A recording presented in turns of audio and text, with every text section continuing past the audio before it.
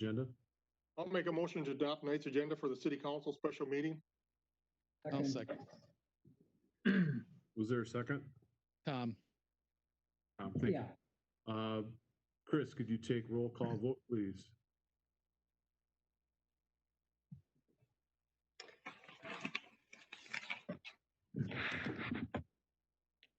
Attendance tonight, Councilmember Urkel. Aye. Here. Councilmember Ronning. Aye. Councilmember Harrington. Aye. Councilmember Pleasance. Aye. Mayor Voss. Aye.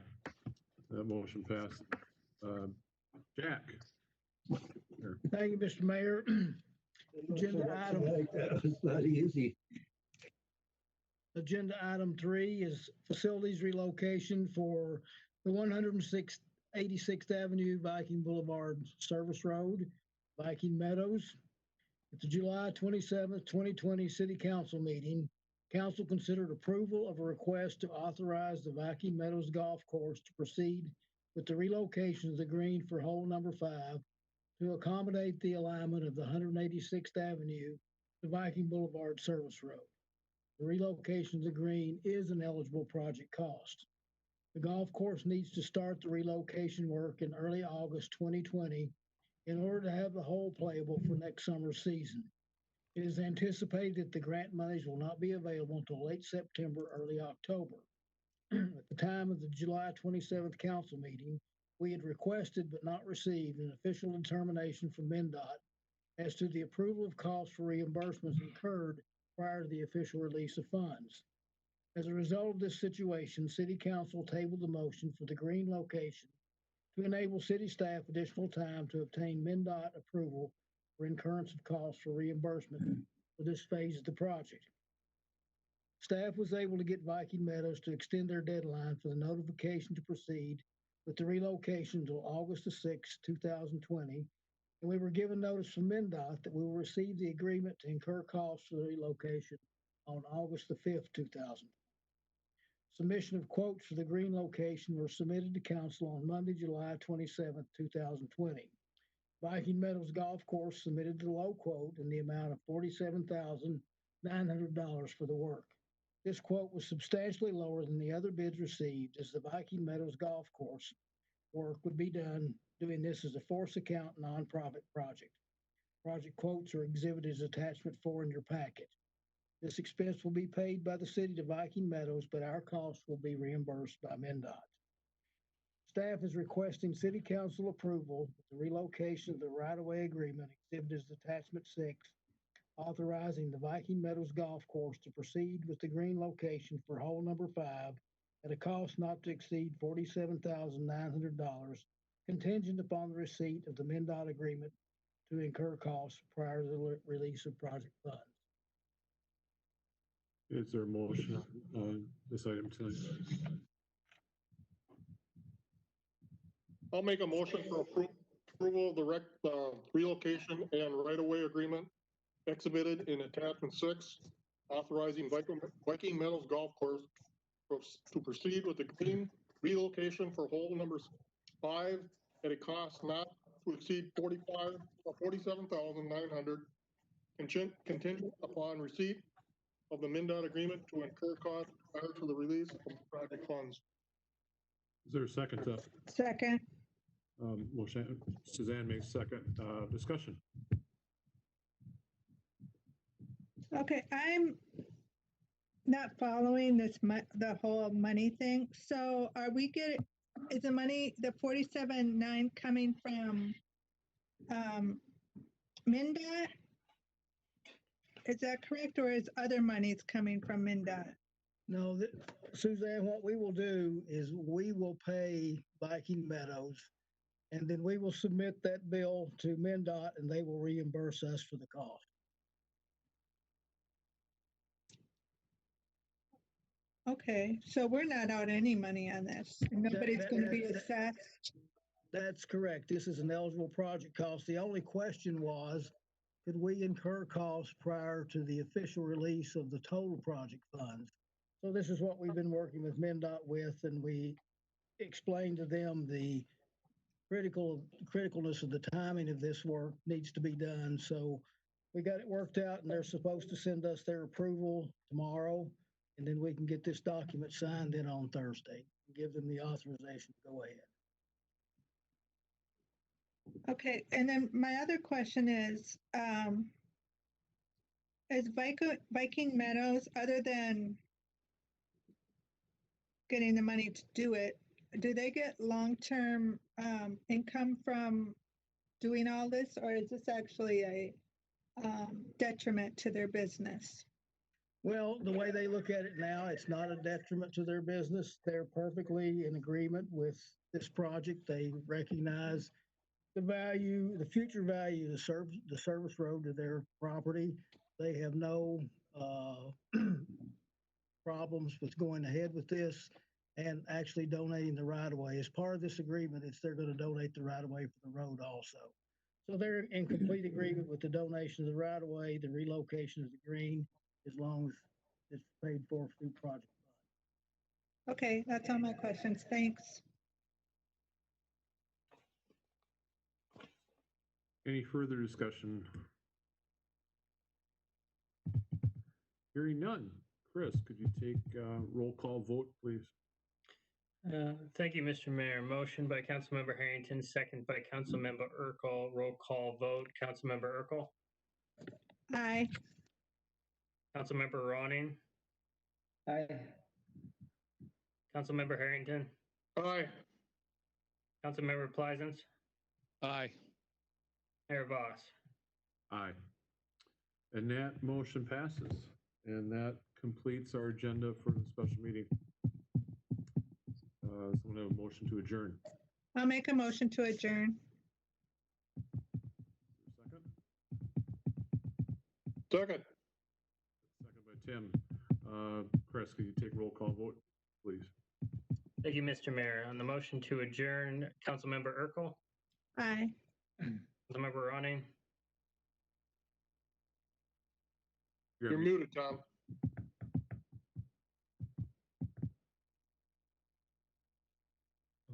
Aye. Councilmember Harrington. Aye. Councilmember Pleasance. Aye. Mayor Voss. Aye. And with that, our special meeting is adjourned. So Jack, understand we're staying on this line? That's correct. Everybody just hang tight and we can start the work meeting in 7 minutes. Okay. Chris?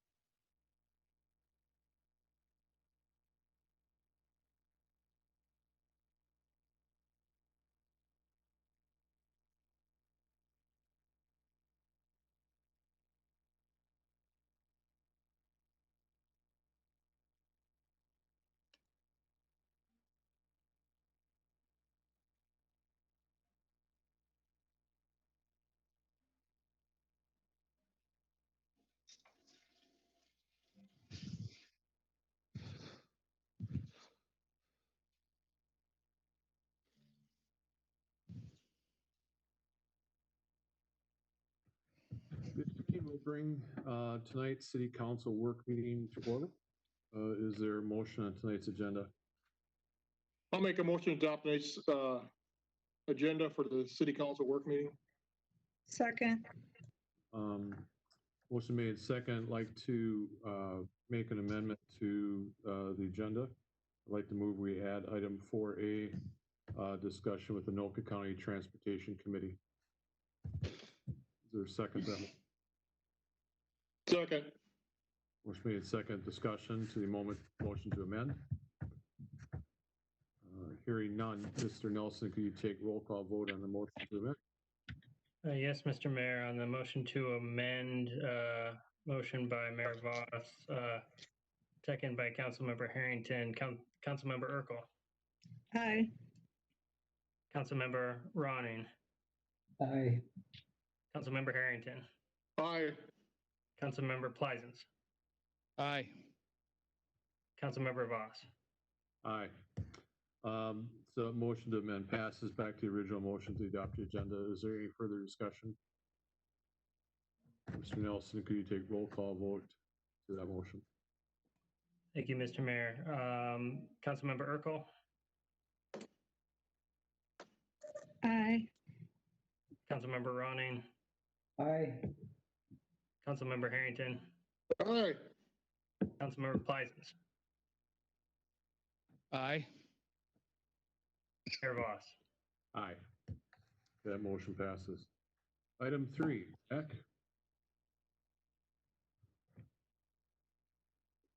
Jack, you're mute. Thank you. Item 3, face coverings for voters in the August 2020 primary and November 2020 general election. City staff received an email message from Paul Linnell, Anoka County Elections Manager, on July 27, 2020 regarding enforcing the wearing of face. In synopsis, the message stated that following a message by the Office of the Secretary of State that was sent last week regarding a Governor's Executive Order 2081, judges are directed to record the name and address of those voters that refuse to comply with the executive order. Mr. Linnell states that the county is creating a separate form to include in the election judge supplies to record this information. They also plan to include a few tips on how to deal with voters in this type of situation. The governor's order makes failure to wear a mask a petty misdemeanor. The county attorney's office does not prosecute petty misdemeanors. Those are handled directly by municipalities. So the completed form with information on violations will be provided to the election judges to refer to your attorney or local law enforcement officials for prosecution.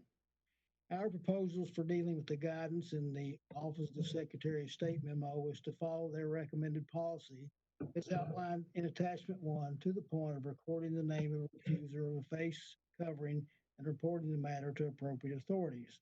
The recording of names and reporting those violators will be the topic for this work meeting. In addition to the normal responsibilities of the election judges, coupled with the additional burdens of the complications created by the COVID-19 pandemic, this requirement for recording those that refuse to comply with Executive Order 20-81 may be more than election judges can handle or personally want to cope. Strict observations of the guidance could result in the loss of our minimal pool of judges and jeopardize our ability to comply with state election laws. Staff is recommending City Council discuss compliance procedures as to the guidance to election officials and election judges and provide direction as to adherence to the memo exhibited as Attachment 1. Carrie Frost is also present tonight to answer any questions that you may have, and I asked Chris to stick around to discuss any legal implications or obligations regarding this. In our discussions, if somebody comes in and is not wearing a mask, we would notify them that they are required to wear one to enter the building and offer them one if they don't have one. If they said they did not want to wear a mask, we would offer them the opportunity to go outside and take advantage of the curbside voting that's available. If they refuse that, we would let them vote. We can't permit them not to vote. Their information could be recorded at the time of their registration. I don't think it's a good idea for our judges to have to require them to fill out a form. Could be confrontational. And again, it's providing an extra burden on the judges that they may not want to have. So we're just looking for some guidance and direction from counsel and legal counsel on this matter. Okay, Suzanne? All right, I think what we should do is put a sign out like I see in a lot of establishments that say masks are required. If you are not wearing a mask, we presume you have a medical condition, and be done with it. And I have a question. What if there's a judge up there that cannot wear a mask for medical reasons? They will be offered, they have face coverings or a mask. They have a choice of either one or both. But what if they have a medical reason they can't wear one? If they can't wear one, they may be disqualified as an election judge. Carrie, can you answer that?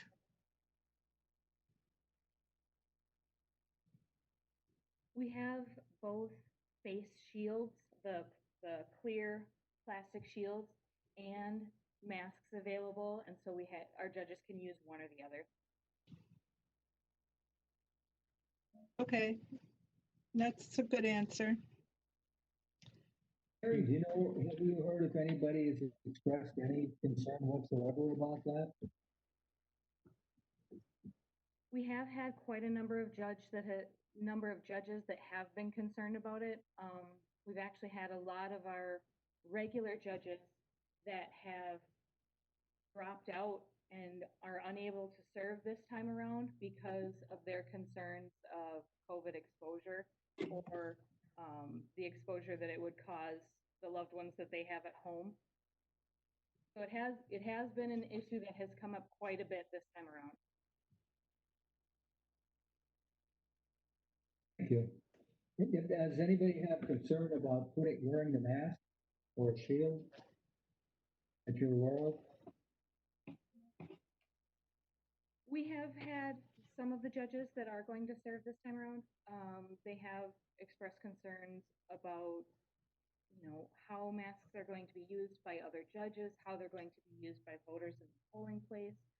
And I've done my best just to let everybody know that while we can't really control what everybody's doing in the polling place, we can do our best to protect our judges the best way we can. Thank you. Jack, Carrie, how is the curbside voting going to work? Curbside voting, what will most likely be happening is we'll have a sign out on the sidewalk so that if somebody drives up curbside, they'll be able to dial a number and let the judges inside know that they're there for curbside voting. When that happens, we have a procedure already in place where 2 election judges from opposing political parties will go out and will bring the materials out to the vehicle where the person can register to vote. We'll check their registration, get them checked in. They can sign their voter certificate just like they would if they were inside the building. We'll go back in, swap it out for a ballot at the table, bring the ballot back out, let that person fill it out themselves. Then the ballot will be brought back into the building, fed into the ballot counter machine. When that's accepted, then we'll go back out and let the person in the vehicle know that their ballot was accepted and they get their sticker and they're good to go. Okay, so could we do the same thing with the folks that don't want to wear the mask? There's no reason why we couldn't, right? That is going to be the recommended procedure, that if someone comes in without a mask, the first judge that they encounter would ask them to wear a mask. If they refuse, or if they state that they have, a medical reason not to, we would offer them curbside voting. That would be our first recourse, our first choice. Would say, okay, would you want to go back out to your car and do this curbside? We can, bring everything out to you. If they refuse that, that's when we would come to, we cannot we cannot refuse them the right to vote. We have to let them vote. And that's when it would come to, when they go up to register, that's when their name would be recorded. Well, if the requirement is you have to allow them to vote, to me, having the curbside option is allowing them to vote. My concern is, we have all our buildings as you must wear a mask in our city buildings, and we're going to have quite a few people voting that are all mixed up, and then there's someone coming without a mask. It's going to make those folks uncomfortable. Not to mention the elections, when they still have the option to vote just like everyone else. It's just a slightly different location. That's all. Does anyone else agree or disagree with that? I would like to agree with you, and I do in principle. However, my guess is, and this is where Chris can speak up, I don't think we can legally refuse them entry into the building to go and make their vote, because this is the argument that I think that they're going to make, which is, I don't want somebody else putting my ballot into the ballot box when I can't see it. And so therefore, you can't refuse me entry to go and fill out my own ballot and put it into the box myself. So unfortunately, this is going to be one of those cases where, we're going to have to allow them to do it. I don't have to like it and I don't have to agree with it. But I think that, we're kind of in a box on this one. I don't see how we can, make the condition that, you're going to have to, do the curbside voting if you're not willing to wear a mask. Because unfortunately, we can't say, well, you have to prove, that you have a medical condition, because that isn't currently the process. It's just a matter of, I do have a medical condition. I can't wear a mask. And I also am not comfortable with, having somebody else, even though, like you say, it's a very secure process where you're having, 2 election judges, one from each party, coming out and being a witness to taking that ballot and going and putting it in the box. I could still see the argument from somebody saying, I didn't do it. I didn't do it myself. So that's my 2 cents. I would really love to be able to say, if you can't wear a mask, you're going to have to go through the outside, car service. But that's my thoughts. Thanks. Carrie, is there another option in terms of collecting the ballots? I mean, do we have just one machine for each location? Unfortunately, yeah, we only have one ballot counter machine per precinct. It would seem that whatever party they're in, they give it to the party that's up with the ballot actions, and then say that this person is designated to execute your wishes. And does the governor's order cover everything about people being stubborn with things, Chris? You're hard to hear, Tom. I'm sorry. Oh, okay, sorry. Does the governor's order address things about somebody that it's a troublemaker is going to come in and say that I'm not wearing a damn mask and you can't make me?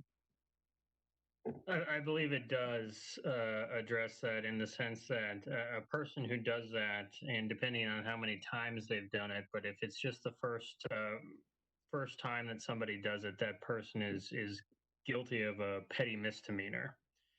And there's the corresponding $100 fine that goes with it, which is why I believe we are recording these names. It's highly likely that the person can and will be issued a citation. There would be sufficient evidence to charge based on the incident report, and that's likely why we're recording these names, to issue a petty misdemeanor citation. if the city so chooses to go that route. It's the option that is available, and those citations would be issued to people who refuse to wear the mask, refuse to vote curbside, don't cite a medical condition, and demand to vote in person in the building. If they do that, I agree with the comment that that the city can't prevent that from happening. There are perhaps certain mitigation techniques that could be employed, but that person, well, it's not a crime, would be committing a finable offense if they did that.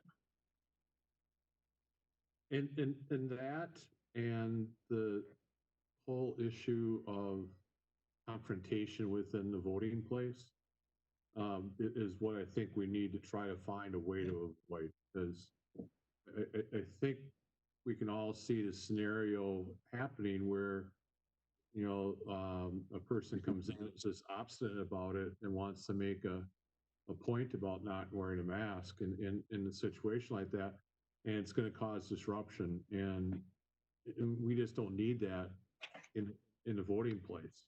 And so if there's a way that, you know, again, allows everyone to vote in person, without, you know, while still keeping this separate and not letting it be, you know, an issue that people are going to be upset about during voting. I think you got to find a better way. And, you know, if we only have one voting collection box per precinct, I mean, that's a little bit problematic. But maybe there's a way. You know, I could see at the fire station, if that voting box is right by one of the big doors, they can vote outside and they can still step in and you know, insert the ballot in the machine. You know, I don't know if there's a way to do it with the senior center or a way to do it at the church, but again, you know, trying to avoid those conflicts, whether intentional or not. And you know, and I think it takes a lot of pressure off the judges. I think the last thing they want to do is to sit and try to collect names and numbers from people they know they're going to get cited. And that's not what, I don't think that's what the election judges are signing up to do either. So I think it's not a fair mandate from the governor in order to make all these communities do this. But if we can find a way to avoid it, I think we're going to help everyone along. So. So, you know, I've been into multiple establishments from Costco to Walmart to all these places. And for instance, Costco, when you walk in, you have a medical thing, you say, can I have an exempt badge? And then nobody questions the person walking around with a medical exempt badge. And I think if we just presume that, I think people are very compliant right now. And I think that if we just say, if you don't want to wear a mask, we're going to assume you're medically exempt. And unless they say, I'm not medically exempt, I'm just not going to wear it, which I think more people are not that obstinate. I think more people would wear the mask, or unless they're medically exempt, than not. So I don't think we have to take names. I think just put that sign up there and say you're medically exempt. Maybe even have little badges they can throw on if other people are afraid of, you know, if they're worried about being confronted by somebody else. One thing about this, you have to be pretty solid, pretty stern with it. This is potential death for people. The hell with them if they don't want a mask. This is potential death. Somebody could die from this. And they're doing 160, 70,000 people so far. Well, I think, you know, I understand your point, Suzanne, but whether a person is exempt from wearing a mask doesn't make the others any less uncomfortable, right? Because they, you know, whether they have a reason not to wear it or not. What I'm saying is, if we have an opportunity to allow everyone to vote in person, and for those individuals that aren't wearing a mask for whatever reason, you know, they're voting in a separate line than the rest of the folks with the mask. So it's just separate. It's avoiding the whole conflict, and because I can just see this being a problem. For all 500 communities, whatever, are going to be doing this voting here in a few weeks. So, and it's going to be even more so in November. This is just the primary. November turnout's going to be huge, and I think this is an opportunity to find a good, smooth way of doing this and still make everyone happy, including the governor. So, But I'm looking at this from both sides of the coin. We have a responsibility to allow everybody to vote. We also have a responsibility to provide a safe voting place for them to come in and make their selection and go home secure, safe. That make any sense? yeah, no, that's it, Tom. So What I've been pushing Steve around my neighborhood now is absentee voting. I said, if you're nervous about things, go in there now and vote now. You don't have to deal with people, judges. So I've been telling everybody absentee. and that's what's going to have a conversation with Carrie before the meeting tonight. And Carrie, what'd you say the numbers were compared to 2 years ago? We had received an email from the Anoka County Elections Department, and granted, 2018 was not a presidential election year. So usually we see a little bit lesser numbers in an off year like that. But for the primary in 2018, at that point, they had issued just over 2,300 absentee ballots. And as of, I think, 2 weeks ago now, the Anoka County Elections Department has done over 20,000 absentee ballots for this year. So, I mean, I think a lot of folks are going to take advantage of the absentee ballots, but we're still going to have people that want to vote in person. So Well, go ahead. And I think a lot of it is because of the COVID pandemic that people have asked for these ballots. But I mean, this was also the first year that I'm aware that, there was a push to actually send everyone an application to have a absentee ballot. So I mean, it was mailed to everybody in my family that you just fill it out and you send it in, and then they would send you a ballot to go ahead and vote. So I think that could be part of it too. And I'm happy they did. I think that's a good thing.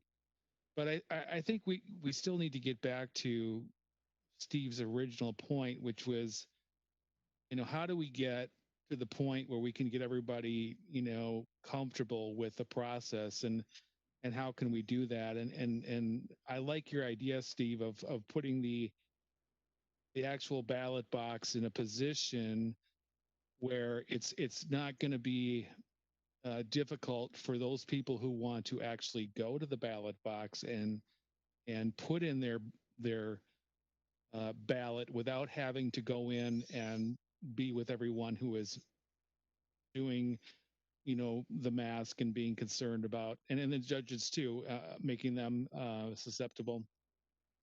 The only way that I could possibly think of doing that is if you could put those ballot boxes in a location that is, like you say, at the fire station. You could basically put it in the bay where you could have people, approach from outside and put in their ballot, and you can still have people going inside to check in and whatnot. So I know at the church, if you open the front doors, and just leave them open. Now I realize that may not be what the church would want, because if it's hot and they're running air conditioning or heat or something like that may not be a good plan either. But at least then, if you could provide maybe 2 doors, hey, you can go in here with a mask on. If you're not going to wear a mask, you got to go into a different door, and you're going to go to a judge who is,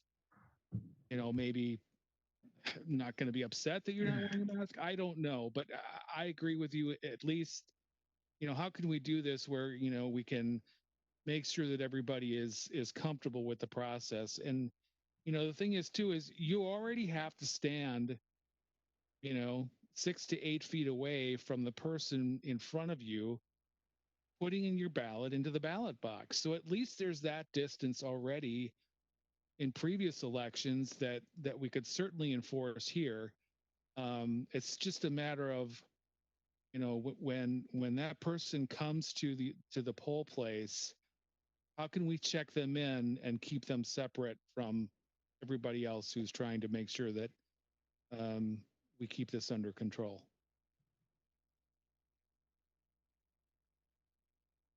I wonder if there's not a way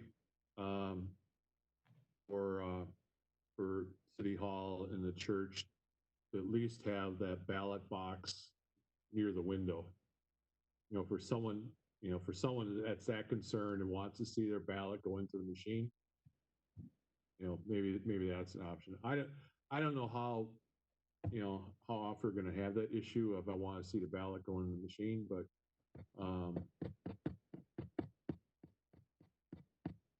election's next Tuesday, correct? So we got a week to try to figure out some way of doing this.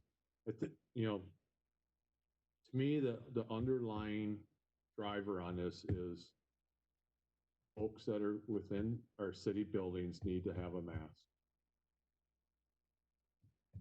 So I think you were the one that said that, if it wasn't you, whoever said that at the doorway, we should have something that says entry prohibited without a mask. we do now. Do we? Our doors are every building signed that way right now. Okay, well, that's good. Chris, there's people that, and you're gonna have, if somebody wants to raise a stink about it, they're gonna make a lot of noise, they're gonna make racket and stuff, and everybody will be uncomfortable with it. As far as signing this piece of paper, the document, can somebody, whoever's registering them, just take their name and tell that you can sign this if you want it, otherwise I'm signing it for you. That is the guidance from the Secretary of State on this issue. Again, the main point throughout the Secretary of State's memo is everyone who shows up to vote on election day gets to vote. It's essentially a guide to how to de-escalate these things. First, you know, face coverings are mandatory. Curbside voting is the alternative, as Carrie mentioned, and then the real question is what happens when you get somebody who says, I don't have a medical exemption. I'm going to vote. I'm going to vote in the room in person, and I'm not going to wear a mask. It appears that person has the right to do that, and then it becomes incumbent upon the city, I guess, to mitigate that risk. And then this person is knowingly signing up for a possible petty misdemeanor citation. The people that show up for that are going to be ready to make the racket that I'm here to exercise my right to vote, and you're not going to stop me. I have that right, period. Correct. I have to wear or not wear a mask. And poor judges aren't going to want to get in the middle of that. What they should do is tell them, well, you should vote, you should recommend mail-in ballots, because they'll be opposed to that too. This is a political thing. It's not a rational human thing. So if we were to provide, I mean, we're already going to provide curbside, which is not required, right? It's a feature that we're gonna have this time. That's actually something that we've had in place for years. It's just nobody uses it. Okay, so similar to the curbside, can we not have a tent set up outside or something outside that is just intended for those who come up, whether they have a mask or not, or just don't want to go in the bit. There might be people that are willing to wear a mask, but would rather not go inside the building as well. Is it practical to set up I'm just going to say a tent outside of the table, for some of those that want to vote outside? Is that practical? I'm really not sure about that.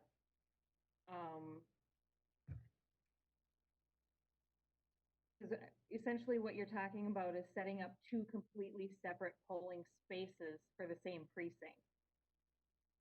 Well, except that you're already doing that for inside their car, right? You're allowing them to do it inside their car. I'm just trying to find ways to. I can just see some conflicts here, and again, if we can find a way to avoid a conflict.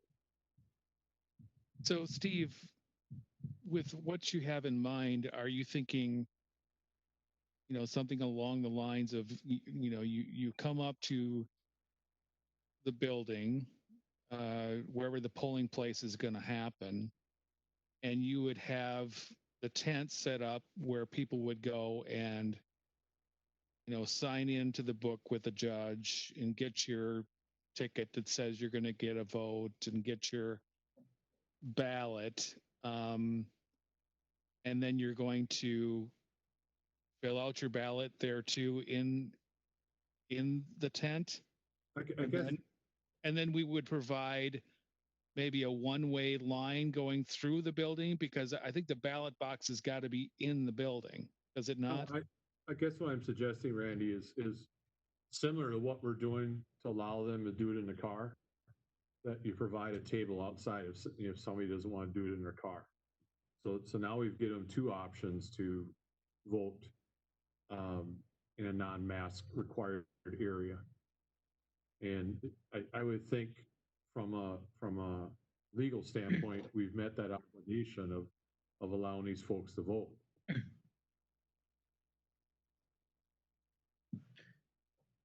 Isn't the bottleneck to that, though, the fact that the ballot then has to be taken into the inside of the building and put in the counting machine?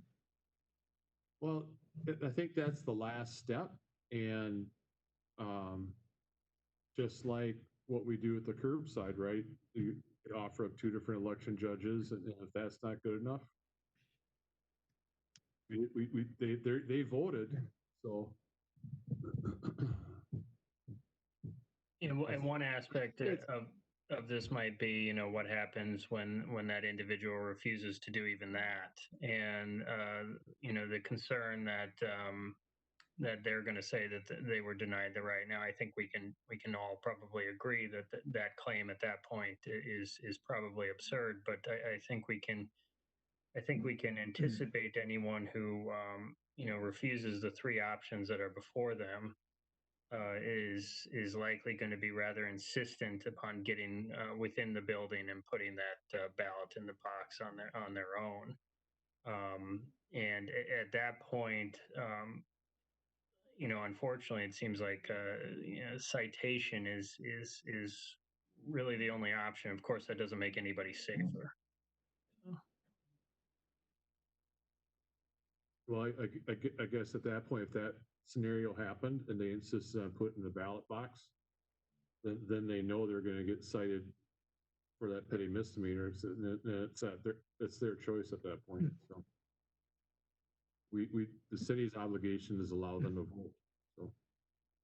Food for thought. I've run into these people off and on hundreds of times. And the more accommodating you try to be, as much as I can respect the efforts, the more accommodating you try to be, the more demanding they become. And that doesn't make it easier for anybody trying to allow the process to work. Yeah. And I've seen that firsthand too. So that's why I'm bringing this up. I could see it happening during voting. So.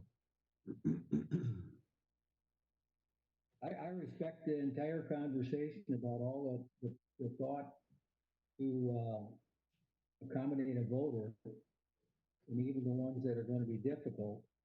I don't know. Any other thoughts for staff? I think when this whole thing's over, when the season's done, we owe Terry a raise and a lunch or something. Hey, I just wanted to ask Carrie, do we have are there enough election judges for, to do a tent outside too? Because I thought we were short on judges, or you're good.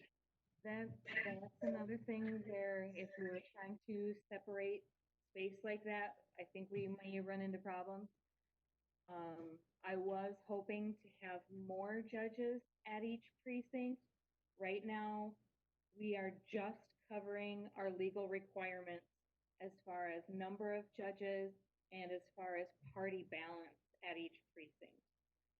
I was hoping to have more, but we just didn't get it this time around, and we don't have the time to get people trained in time. Again, my suggestion wasn't to have a tent staffed with election judges.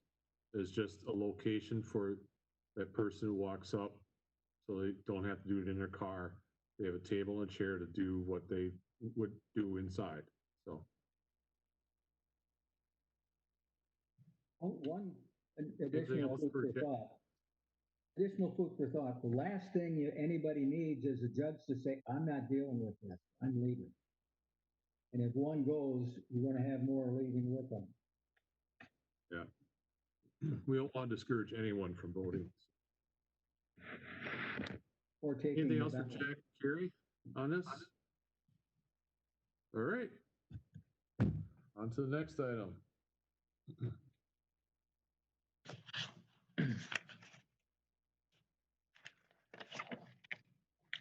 Item 4.0, 2021 draft budget overview and discussion.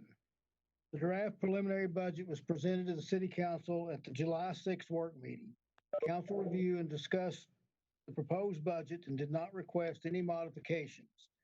The budget is presented for any final questions or revisions prior to submission to City Council on September 14th for approval of the preliminary budget. The approval of the final 2021 budget is scheduled for December the 14th, 2020. The preliminary budget, once approved, cannot be increased, but can be decreased prior to its final approval. So at this point, we thought we'd offer the opportunity up again in case anyone had any questions or suggested revisions to the proposed 2021 preliminary budget. Have a discussion at this meeting. Okay, well, I have some questions. If you look at where it says reallocation of recycling fund salaries to the general fund, a 19K increase, what is that about?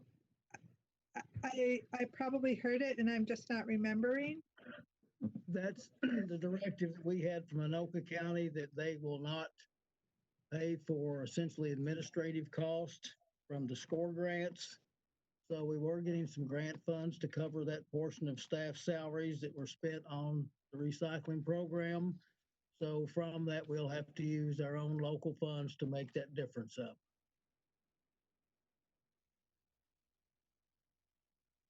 And there, we don't have any choice where we can cut it, or I don't know. No, not really, because we're assigned a goal to meet by the county for the recycling funds. Currently, there's no penalty if you don't meet the goal, but eventually there could be, and every year that goal goes up. It's based on population increase. So as our population goes up, our tonnage requirements go up.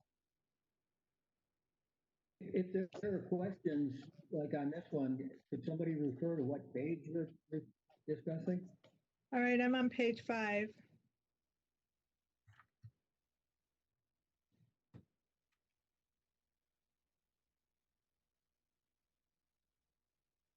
All right, now I wanted to ask about the fire department, the 95K aggregate increase. this one person is going to be making 95K a year. Is that right? Which seems like it's more than any of the other fire people. No, who make like 600 a month, 600 That's- something. that's the salary plus benefits. I believe the salary is about 65 to 70. The rest of it's made up in the benefits that are paid in terms of the cafeteria contribution plan, para contribution, social security, and all those items that we have to pay in support of that position. And it didn't look like any of our other positions make that much. No, that's kind of maybe I'll let Mike address that as far as the grade, but I believe it's like grade level 7 or 8. So there are several people that make that much. Within the fire department, there's only one permanent full-time salary position. That's the fire chief. Everybody else is volunteer. So that's why there's a discrepancy between what they make. This position would be full-time also. So that would explain the difference between the volunteer pay and the full-time pay. This is a new fire position, a new full-time fire position that is prorated based upon an approval in the last meeting of December. And then we would go out for advertisement starting in January with a start date in March. So the salary is based on a proration of the salary at $65,000. And then the remainder of that $95,000 then is the benefits that are attributed to the position. Okay, because I just don't remember seeing that figure in December. And I thought that when we would agree on this if we could get, a good portion of this money back in reimbursements or revenue. I thought that's what we agreed on. And I didn't really see where that we were getting revenue from that, and maybe I missed it. Suzanne, part of what the revenue was inspection that person would be doing. That's my recollection. There may have been more, but that's the main thing. That's correct, Tom. That would be the major revenue source to cover portions of this salary. This discussion on hiring this person began 2 years ago, and we put it in last year's budget, but then we deferred it to this year because it was a better fit, because we had a bond issue coming off, so it wouldn't affect the levy. So there wasn't any real discussion about grants. There was a discussion once about a safer grant that could cover it, but we were not eligible to receive that. Okay, that answers my question. On page 6, where it says there's a 3% increase in the 2015A levy, what is that 3% increase coming from?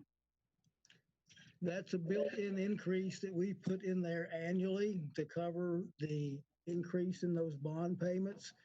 That's built in there so that this thing will be self-funding through the term of the bond. Okay. All right, well, if anybody else has anything to say, they can say it. I wrote another note, but I got to find it.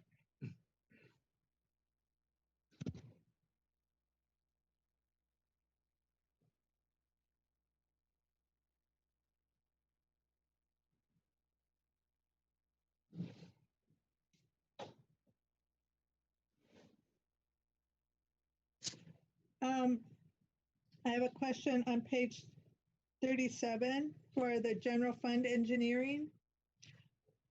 This $40,000, who gets that? That's paid to our city engineer, Craig Yoakum, for various work that he does for the city every year that's not project related. So when we have cost estimates that need to be done, we have engineering work that needs to be done on various requests from citizens or things necessary to get a grant ready. He's paid out of that. Most of his costs, though, are generally paid out of project cost, and then those come from either street capital or MSA funds. Okay, I guess my question is, the engineer gets a pay, and they're on another page here for their salary, correct? Is this in addition to their salary?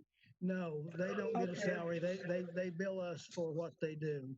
And for the past, since I've been here, the engineering costs have never overran what our budget amount has been. Okay.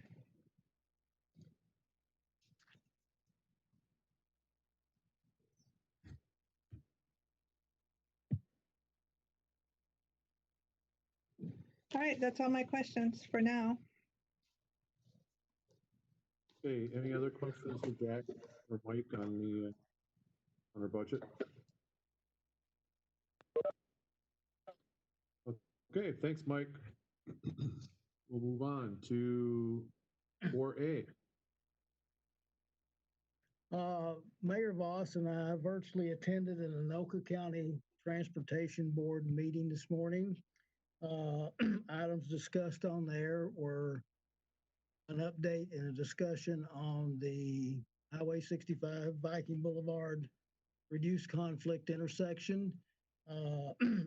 Representatives from MnDOT were there to address things that had been done to improve some safety aspects of that intersection and some proposals for future changes, and also our request for the no parking zone extension on Viking Boulevard was discussed at this time. I think the major thing that came out of the RCI issue was that MnDOT is considering no right turns on red on the east-west Viking Boulevard traffic, and perhaps a reader board somewhere in that vicinity to give people further instructions. It was also discussed, and correct me if I'm wrong, Steve, that there would be some consideration maybe to eliminating the left on red at the J turn. There was discussion too about what this would have on the impact of moving traffic and what impact it would have on improving the safety of that intersection. A bigger part of the discussion too was based on the fact that the one fatality that happened there was based on the fact that the driver made an illegal turn on red. The other fatality was just due to driver error. The driver, for whatever reason, drifted off the road approximately 300 or 400 feet before one of the light poles and got off the road and hit that, whether they fell asleep, had a heart attack. One other reason, we don't know. Those details are never released to us once they leave the accident scene. The other issues were some just ordinary type traffic issues. In a lot of respects, the intersection is functioning as designed. And like in all cases, most accidents are caused by driver error. The latest fatality was caused by an illegal maneuver by a driver. So that was discussed. I think several of the commissioners were in favor of trying to do an overpass there, but recognized that a separated grade interchange was a long way off, very expensive, and probably not going to happen in the immediate future. Steve, is there anything else you'd like to add about the RCI discussion? Yeah, we had a meeting with MnDOT actually last Friday with MnDOT and the county engineer and discussed this and that meeting was in response in preparation of the county requested MnDOT to come into this transportation committee meeting and give this report they did today.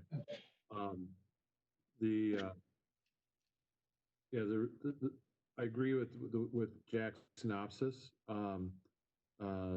The reaction was you got to do something, and which everyone pretty much agreed. They didn't suggest that they're going to. They're planning to post the no turn on red signs, maybe even this week. So what that action is going to do is going to eliminate any turns on red at Viking and 65. So we had a lot of discussion over the signage and why one lane is allowed to turn on red and the other is not. I expressed concern both last Friday and today that this is a pretty significant change they're going to implement, and they don't have a plan for what's next yet. they talked a little bit about the things we talked with them last year about the sightline issues and you know, the control boxes in the way and the signage and they're still continuing to look at that. But any change, any significant change is a long ways down the road yet for whatever reason. So the concern is that we're not only turning this intersection back to what it was before they constructed the RCI, is that they're actually going to make the traffic times worse because the timing is different and now all this traffic has to wait and then go through a J turn after that. So I'm not too confident on how well the general public's going to take this change. You know, I know we've seen a lot of stuff on social media about, you know, the petition for a bridge and about this accident. And, you know, I personally, I don't think it's the right choice at this time, particularly the fact that they don't have a plan for what's going to happen next. So. May I ask you a question? Yeah. Some time ago, my recollection was that they had not, when the timing with lights and such, they had not coordinated the time as it was discussed at the very beginning of it. Have they been timing up with the needs? You're breaking timing of what? Well, the lights. I'm hearing some feedback. The time the lights was supposed to, if you take a right turn on red, it was supposed to catch up with you when you made the big turn going place out. And that was never accomplished. That they looked into that. Tommy, it's so hard to hear. Are you talking about the illuminated turn on red lights? Is this any different? No. When Sheila had suggested that, well, I'm just making a mention. I'll catch it some other time. Tom, correct me if I'm wrong, but I think your question was, did they coordinate the timing of the lights so that if you made a right on red at Viking Boulevard to go to the J turn, would you hit a green light at the J turn to facilitate the movement through that intersection? Is that correct? Yes, absolutely. So did they say anything about maybe going down to one lane? Was it? Did you say that, Steve? Yeah, that's one of the things they tossed around too, is making it one lane, but still allowing the right turn. So it doesn't make any sense. Right. Because I mean, that's actually why they put it in, because you know you're going to get complaints because 22 east and west is going to back up. As MnDOT understands, and I think we understand too, is there's confusion over right lane, left lane, who can turn, who cannot. But then the whole idea of that traffic not yielding the traffic on 65. And so, you know, the site obstructions, you know, that comes into play. How well traffic sees, you know, stop traffic sees the traffic coming at them. And then just drivers being confused by having two different directions there. You know, the comment I made today was, you know, MnDOT keeps focusing on the fact that the truck that pulled out in front of the motorcycle made an illegal turn because they didn't follow the sign. Well, the point I made is it really wouldn't have made any difference whether they were in the right lane or left lane. They pulled out without looking and seeing a motorcycle coming, so the accident would have happened either way. So it's not a matter of whether they followed the turn on red with the left lane. They pulled out and without seeing the motorcycle. So. And a lot of it is there's a visibility error problem at that intersection. I think you're on mute, Suzanne. Oh, I'm sorry. Am I still on mute? Not yet. I can hear you. Can you hear me now? No. Steve, Steve, can you hear me? Hello, Steve. So I think it's Steve has the issue here. The other thing too is I think Suzanne, you need to mute Am I when not you're hearing not anyone now? speaking. Well, Now, I'm unmuted. okay, Now, I'm good You now. mute- right, but we were getting a lot of feedback when Suzanne was not muted. So, Suzanne, if you can try to figure out which is which, that'd be good because I think that's where a lot of our feedback is coming. But getting back to the issue at hand, Tom, to your statement, no, these lights are not timed. I go through that intersection multiple times a day. And so what this is really going to do is if I can't take a right turn on red and I can't take a left turn on the J turn, that means I'm literally going to have to stop and wait for lights, most likely 3 times, because I'm going to have to wait for the 2265 light to turn right. I'm going to have to wait for the light to turn left. And then I'm almost every single time I'm going to hit the light that is going northbound right at the intersection, because that's normally red when the left-hand turn green is working. So that's going to slow me down to the point where, okay, that totally takes away the whole purpose of this intersection in the first place. I may as well, go down to Speedway and go through that intersection and then go back north, because if I can't get through this intersection that way, then it's going to make it useless for me. Just can I clarify real quick, Randy? Sure. There was no discussion of eliminating the left turn on red J-hooks. So that's not under consideration at all. Well, I thought my mistake then, because that's kind of what I was hearing, was that was going to be eliminated as well, or was talked about, was eliminating the left-hand turn on red on the J turns. No, the county commissioners commented on that a few times, and a couple of them, I don't know if Jack agrees, I think a couple of them probably went through the intersection for the first time in the last week.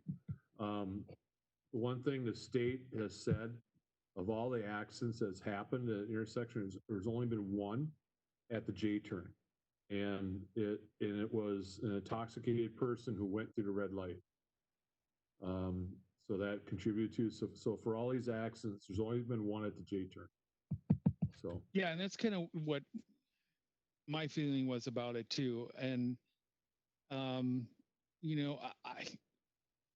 I don't think I'm really going to be frustrated with MnDOT about the fact that if they're just going to, stop the right-hand turn on red, and I get it. I can't tell you how many people I've met and talked to in person who say this was a horrible idea. It's terrible. Now, we can all argue back and forth from now until forever about whether it's a good design or a bad design. I mean, for me personally, I kind of like it, but I do think there was some things that were mishandled.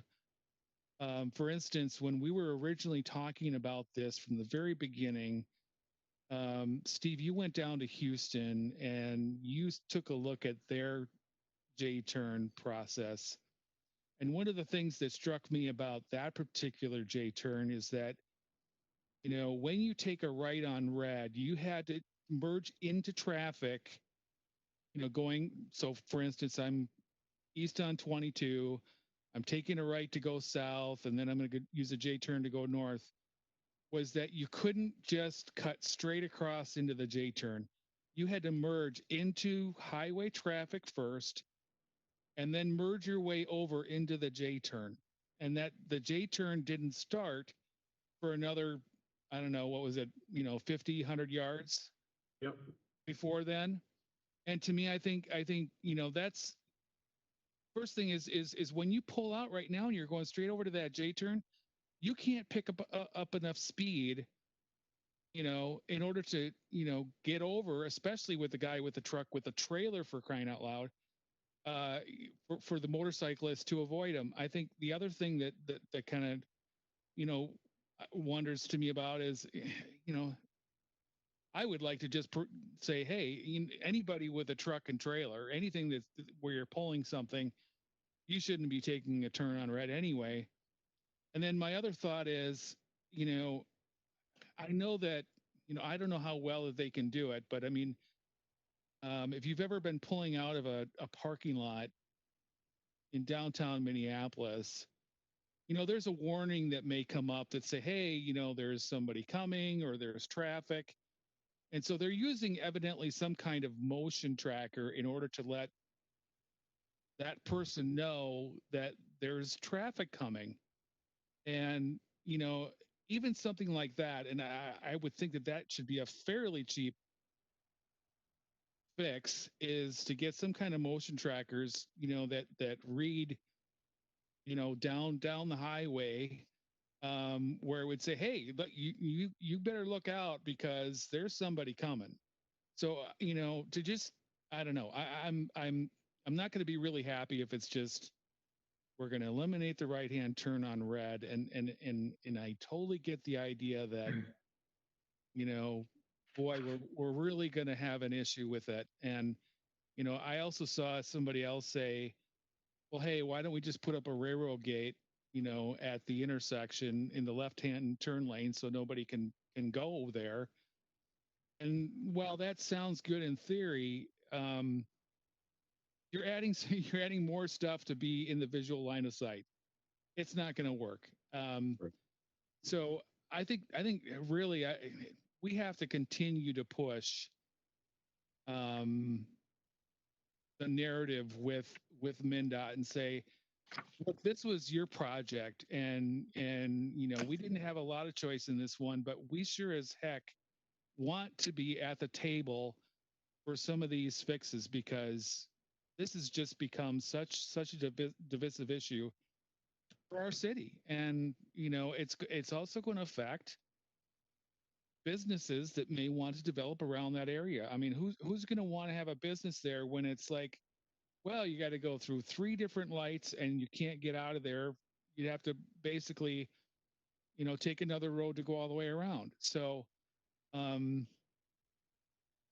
not going to fix this tonight, but I definitely think that, we have to continue the conversation and find a way to get another resolution to kind of this proposal of just saying that there's not going to be a right turn on red.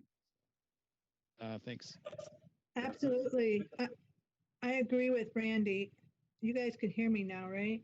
Yes. Obviously, because you stopped. But my experience, and I go through that light several times a day too, is there's a big visibility problem. And when you're turning right on red, if there's somebody in that left lane, well, then you can't see, especially if they pull too far up. Then you scoot forward, and then that big old pole is in the way. And I've almost pulled out in front of somebody because that pole was there and I didn't see the vehicle. And I would have pulled out, except I caught it out of the corner of my eye. So that pole is a big problem, and cars that pull, especially if it's a bigger truck that pulls up too far, and for the person who is in the right lane, it's a big visibility problem. And then the other visibility problem is people who are making that right-hand turn, like going north on Viking and going to go east, north on 65 and going east on Viking. The cars that are in like their blind spot, you can't see them either. And if you pull out,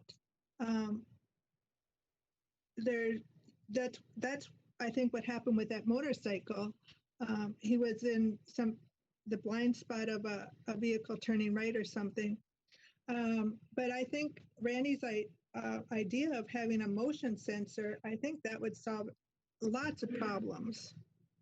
And that's all I got to say, and I'll mute. We did talk today about, I brought up the fact that a concern about economic development and what a detriment this could be. So I did bring this up to commissioners. on on Randy's idea about the approach sign light, they actually use that in southern Minnesota in quite a few areas, but it's on rural roads and not on busy roads. So I can't imagine it worked well here. And quite honestly, I'd rather drivers not be depending on a sign seeing whether it's clear or not. You know, drivers need to make sure it's clear to them, and to rely on a sign is hard. And we've all driven, especially the westbound Viking there.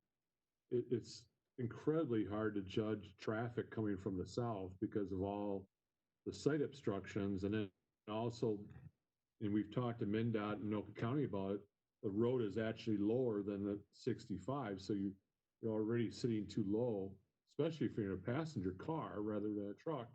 It's hard to see anything. So, so is there something we want to talk to MnDOT about before they put up these signs, or not? I think I've expressed our concerns, but if there was something, they haven't fulfilled their obligation to what they told us before this project started, that this would be coordinated, the lights to match the traffic flow, like in a westbound 22 makes a right, and when they get into the J turn, that is supposed to coordinate. So they didn't say how many, but a number of vehicles should be able to make it. Should be a continuous move. That at least get a status on that. If they didn't do it, will they do it? Ask them if they will do it, and is there a reason they did not do it? I don't believe they did anything. Last I heard, they said they had not done it yet. We've talked to them a few times, Jack, and I think that they've made adjustments, but it never seems to last very long. So on the time. They've made several adjustments on the lights, and I don't know if they've ever finalized the best pattern for those.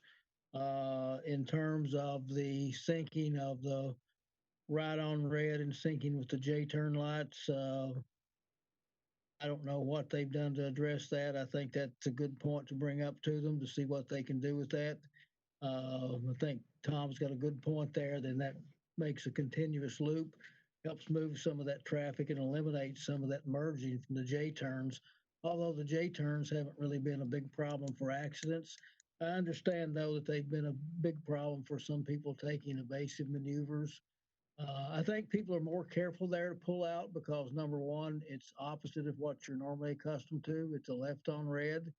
And every time I've been there, and looked when the light is red, people have been very careful about pulling out, and they've always waited for a big gap in the traffic. So I do think it would make a big benefit too, though, if those lights could be synced. I think that's a good point. I think it's a good point also to mention the things that we've discussed too about the impact of no right on red at that. It just defeats the whole purpose of that intersection. And I think maybe we should pass a resolution or consider a resolution expressing these points to send to MnDOT and request that they sit down and talk to us about this some more before they implement any changes. Say, Jack, was there any talk about moving that electrical box? I know that pole's kind of bad, but how about that electrical box? That's on the Viking side? Yeah, that was discussed earlier, and they said that box would be moved. You know, that one's blocked. It has a little bit of a sightline issue, especially if you're in a car. Truck is not so bad. But to me, I think the bigger sightline issue is on the east side of 65 due to the elevation of 22 and 65, like Steve said. Unless you're right the first car in line, you're actually lower than the road. So you have no idea till you get up, and even then you're somewhat lower. The guardrail on a small car can even block some of the vision there. But Tim, the timeline they talked about with the boxes next year. And then some of the other things were even 2 years out. Yeah. So. But I just hope they don't make a knee-jerk reaction to this. I think that's maybe what some of this discussion that happened today may be. And again, of course, we all know we don't live in a perfect world, but if everybody made the traffic signs and was a safe driver and made certain that nothing was coming, we wouldn't have any problems. But again, we don't live in that type of world. For all the meetings they had, informational meetings, the thing that really sticks out to me is the way these lights would coordinate. It was part of their engineering process to sell this thing. That would coordinate traffic flow and it would smooth, things would almost do themselves. Now that didn't happen. It may not be possible to happen, but before they make it worse, but even remind them they didn't fulfill their. Well, the lights are really synced. The lights are really synced well north south on Highway 65. The others, we'd have to find out a little bit more about what they've done or if there are any issues in coordinating those with the current plan they have for the timing for the north-south signals. You know, one of the things too that's going to cause the traffic backup unless they alter the signal timing is that currently now we have a longer green on 65 than we used to. If they still keep that same timing pattern, there's a shorter green on Viking Boulevard. So that's just going to exacerbate some of the backup problems on that road during peak hours. I guess is we're going to see more traffic, more westbound traffic going down the crosstown. Mm-hmm. And because that's how it was before when we had, you know, times where we'd have to wait through 3 cycles to get through a light, is people would just go down 68, hit crosstown, get on 65 that way. But again, which is unfortunate because that's the whole purpose of this intersection was to improve traffic flow. So is there anything a council wants to send to MnDOT or county or anything on this issue? We'll just wait and see.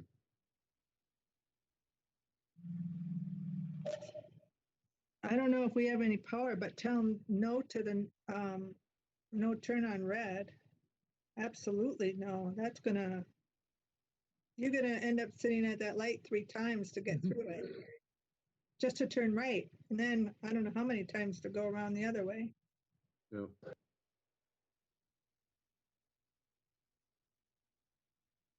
I don't know. I mean, One of the problems dealing with these guys is they don't live here. And they don't have to listen to the complaints.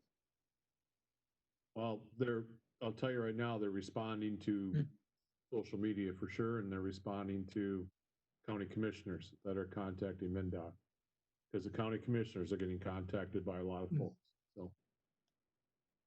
So have they actually gotten to the point where they've exhausted all the ideas about what they can or cannot do? Because, I mean, another possibility is just to close off one of the lanes and leave the right turn on red. Is that a possibility? That was, I think, Jack, one of the discussions, but I think it was still going to be a no turn on red. I don't, because either way, we have one lane turning. Again, I don't think the problem is the fact that people are making illegal right-hand turns from the left lane, because the right-hand lane is doing the exact same motion as the left-hand lane is. They're cutting across traffic. So making it just one car, maybe make it simpler for one car, but that had nothing to do with the accident that happened 2 weeks ago. So I think what it is. Everything you said was broken up and we couldn't understand. I couldn't understand it. So if you could repeat that, I'm sorry. I'm sorry. I don't think the lane, which lane it is, whether it's 1 lane or 2 lanes, is going to make an impact. Because it's still a fact of somebody, you know, pulling out. The accident that happened 2 weeks ago with the truck and a motorcycle, again, I don't think it would have mattered which lane that truck was in. He pulled out, you know. So my guess with the state is, I mean, we started meeting, Jack, when did we start meeting with MnDOT? It was summer still, wasn't it, last year? It was last September, I believe. It's been a year ago. Yeah, so, It was about yeah, 2 months after the intersection opened. yeah, so all these issues, pretty much all these issues were brought to MnDOT last September. And I think it's a case where they just they haven't reacted on it. Now this has happened. Now they have to react in what they came up with. It was the only thing I could think of in the short term is to stop the no turn on red. So I think only way you're going to stop it, because they haven't done anything else. So it's unfortunate, but I think MnDOT's going to have these signs up real soon. When it comes down to it. If you're an engineer, it would seem that one question would be, has anything changed with the data from the time that you engineered this intersection? Has the traffic increased? If so, by how many percent? Will it get to a point where it can't handle the traffic? Well, I think one of the county commissioners made that point today is, that his position was that, they should have put an overpass in anyway, because they know how much development is happening and how much traffic's increasing that, they should have did it in the first place. That was his point.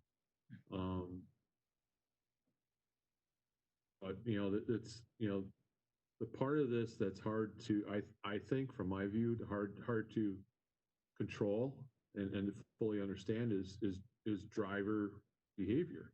I mean, it's really what it is. This is, it's not just making mistakes. It's pulling out in traffic. I mean, that's a major mistake, and I don't know how you prevent that. So I think that's what they're struggling with too.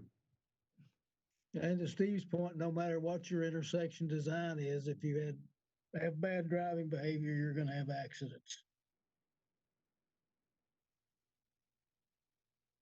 When they first described this, they called it a Michigan left turn, if you recall. And after 17 years in Michigan, I never liked it. Nobody in my family liked it. But there were never accidents like we've experienced there, with tremendous amount more traffic. Well, I don't know about that, Tom. They say there's just more and more accidents, but the data show that there are the same amount of accidents that occurred with the old T-type intersection. The only thing that's brought this to light is the fatality with the motorcycle. Shelley ran the reports on us, and for 2018 and 2019 and through this year, everything's been almost similar. There have been different types of accidents. There have been more side swipes and rear ends and T-bones, but the numbers haven't drastically increased.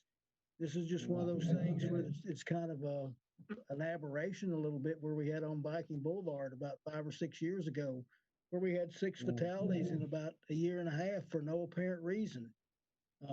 This may be the same thing. Yeah, I saw her report, and the chief got the data for whatever years it was in the past, and it said the same thing as you just described. Yeah. And I had Shelley look up the data accident at Cooper's Corner, which is the traditional type intersection. It closely resembled the old Viking Boulevard, and based proportionally on traffic count, the numbers are the same there as they are down here. So this wasn't designed to reduce, it was designed to reduce the severity of accident. Now, when somebody pulls out in front of somebody, we know it's going to be bad, especially at speeds people travel on Highway 65. I think that's another part of the problem, is that we have people driving through that intersection at 70, 75 miles an hour. I know that you could lower the speed limit, but nobody would probably observe it. But I just think that through any intersection, if you're not careful driving through it, you're increasing your chances of becoming involved in an accident. The motorcycle always lives into a problem. Mm-hmm. I knew that guy, what kind of bike he rode, And it didn't resemble his, I drove past there, it didn't resemble his bike. It looked like a beat up Japanese bike with the front end on. And the other thing too is, you know, I know people like to ride their bikes and everything, and it's fun to do, but we've had 8 motorcycle fatalities in East Bethel in the last 6 years. So that's another alarming statistic. Only one at this intersection, which was the latest one. There's all kinds of components to this problem. A big portion of it, though, is driver behavior and responsibility. So, in light of, I think we can check with MnDOT tomorrow, but I thought their intent was to get the sign up very soon, maybe even this week. That's what I understood, Steve. They said something may be up by the weekend. Yeah. So, do we want to get a letter out to MnDOT so expressing our concern? I mean, Jack can say, yeah, I mean, I expressed my concern today. I was on the call with MnDOT last week, last Friday, and I expressed a lot of reservation about that right turn on red, and I think the county understood that. The county engineer understood that, but MnDOT, I mean, they have to take into this fact all this pressure they're getting, and it's probably the only thing they can do. But I think it's important for us to be on record to say that we're concerned about the unintended consequences that are going to happen from shutting that down. So, if we want to respond, would it be better to do it by email so they would have this in hand by tomorrow? If we send it by mail, they may not even get to open it until Thursday or Friday, and their decision may have already been made, or it may be too late. I would agree. But what does council think? But a food for thought, when you communicate with them, would it make any sense or be reasonable to suggest that do it on a 30 to 60-day trial and review the results before you conclude your decision? Well, ironically, when they proposed it last Friday's meeting, MnDOT proposed it as a 45-day observation period. And I said, well, that's good. What's going to happen after 45 days? And MnDOT did not have an answer. And that's the one change between Friday's meeting and today, was they removed that 45-day period. And even the county engineer expressed the same concern. Is like, well, what are we going to do in 45 days? What's going to change to take that off? Are you going to get the boxes relocated? Are you going to get the illuminated, turn signs on? What's going to happen? And their answer was, well, there's nothing. We're just going to look at data. So they list in that regard of not calling it 45 days, and they just made it permanent. So the answer you didn't hear was, in 45 days, it will be old history. It'll be what? It'll be history. Days going by, and it's out of the. Well, it was kind of, I thought it was a little backwards, because Melissa made the comment that they're going to see how well people abide by the no turn on red sign. I didn't get that at all. I don't know what information that is. Whether they're going to, hopefully they abide by it, and I don't know what that meant. So I honestly believe that they are under some pressure here to make a change. Yeah. What she said was an open-ended experiment with no observation. Well, they're going to observe. I pushed for what's the next step. You don't make changes like this without having an idea of what your next step is. What's the plan? And unfortunately, their plan is to do something a year or 2 years from now. And that was our concern last year when we expressed this. They said how long it's going to take, and it's like, we can't wait that long, and that's why we're pushing things along here. So, well, maybe what I'd suggest is I can send Melissa an email just saying we had this discussion tonight at the work meeting, and consistent with the comments I made at the transportation meeting, the city is concerned about the putting a no turn on red for both lanes, and the effects that'll have on traffic and economic development and further improvement of this intersection. So, I mean, we can just make it simple. I mean, I think she understands. Well, she certainly understood what I said. But I think if it's council's direction to do this, I think it have a little more weight. So. The statistics they gave us, I think that north-south traffic is about 200% of our population every day. And we're the small potato in the game. It's the people that are going through our community are the bulk of that traffic.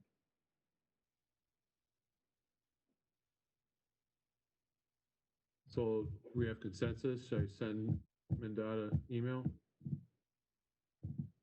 You see Tim's in agreement, Randy, Suzanne. Amen. Okay. All right, we'll do that in the morning tomorrow. Any other discussion on the RCI? Hey, Jackie, want to talk about our Viking parking? Yes, city council passed a resolution on July the 10th to request an extension of no parking zones on Viking Boulevard, both east and west of Thielen beyond the existing zones. That was submitted to MnDOT. It was also discussed at their transportation board meeting today. There were some questions among some of the commissioners about the extent that we were requesting the zone. There were 3 of them that felt it may be too far and may be pushing traffic into other neighborhoods, which is somewhat of a possibility. What they finally suggested at the end, though, was that the county engineer develop a compromise or kind of a hybrid plan to address this. We requested that we be part of that discussion. So we may be looking at some reduction in what we requested, but I do think there will be some approval of the extension of those zones, hopefully to present to their next meeting in September.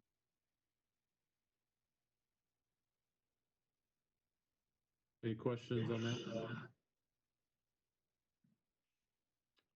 All right. Let's go back to regular item 5, Edmar Lane speed limit reduction request.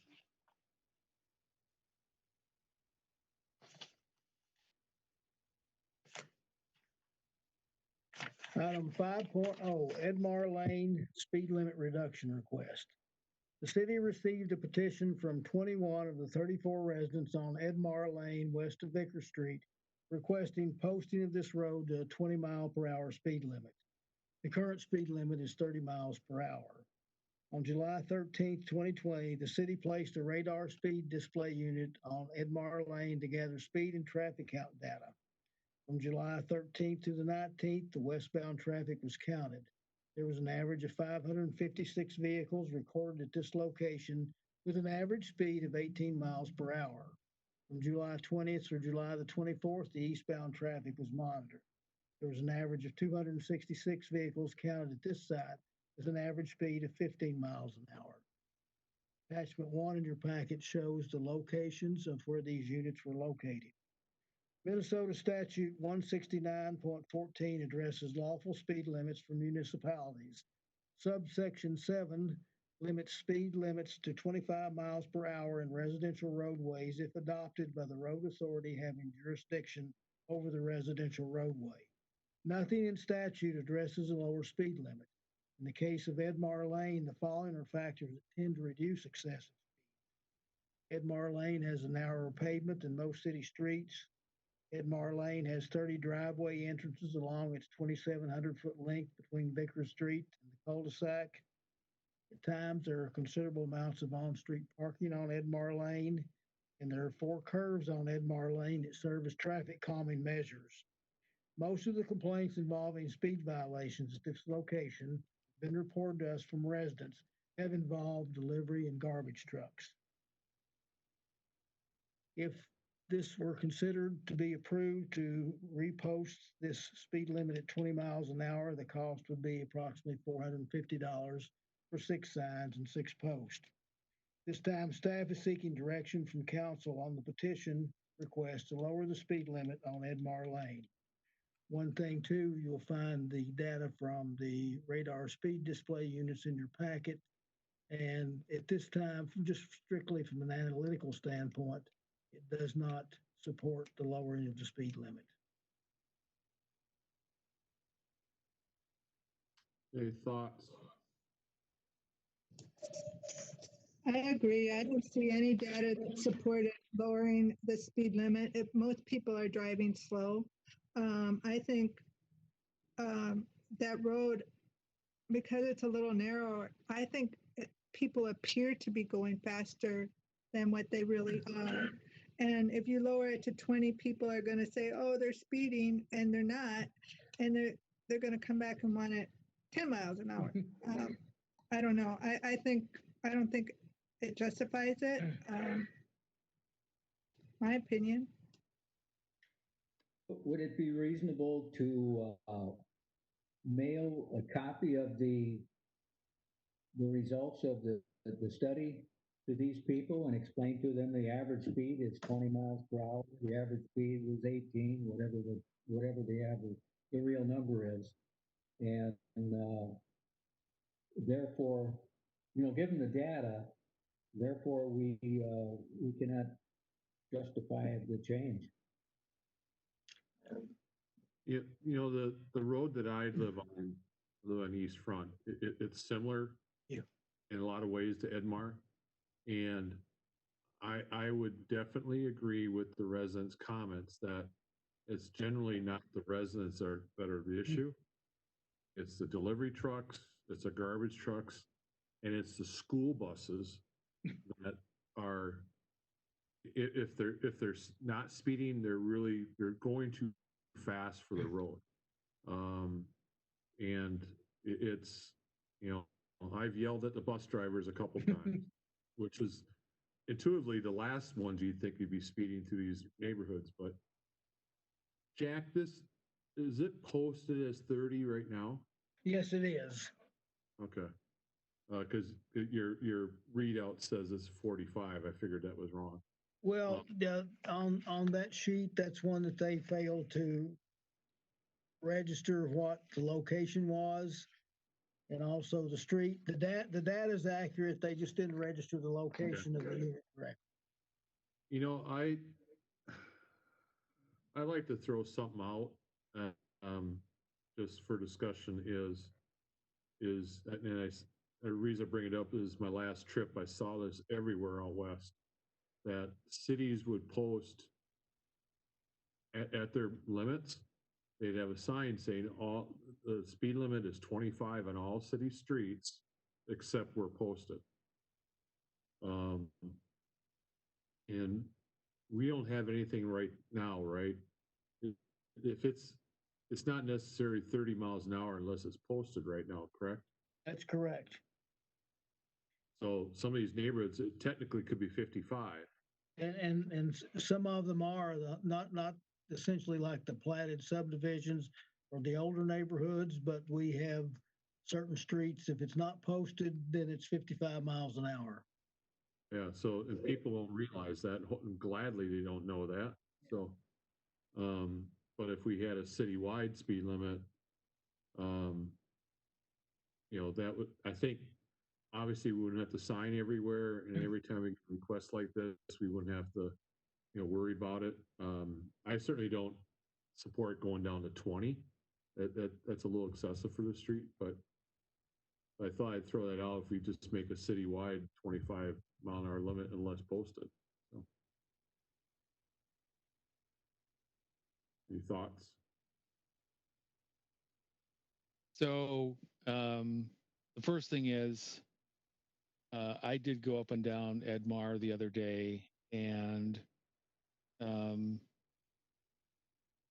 mean, I did get it up to 30 miles an hour, but to be honest with you, if you're going any faster than that, you know, to me, you're almost being reckless because, you know, to make those turns and with vehicles on the side of the road, and you know, the fact that you have no clue whatsoever if there's any children who live in the neighborhood, you wouldn't see them before it was too late.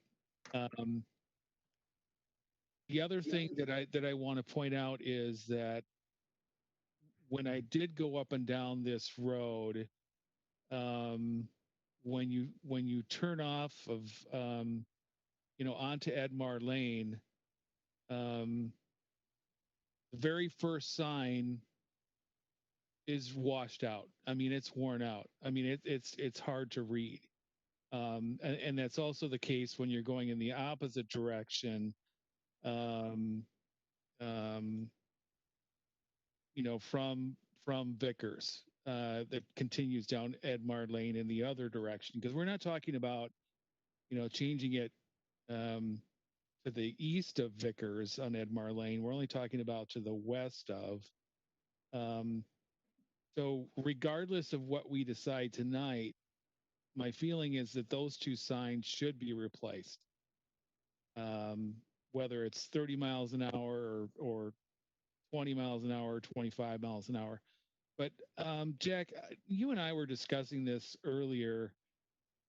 Didn't you tell me? And I did not go and look it up, and I apologize. I should have. But is it not in our ordinance that you know, 25 miles an hour is the minimum for the city? Is that not correct?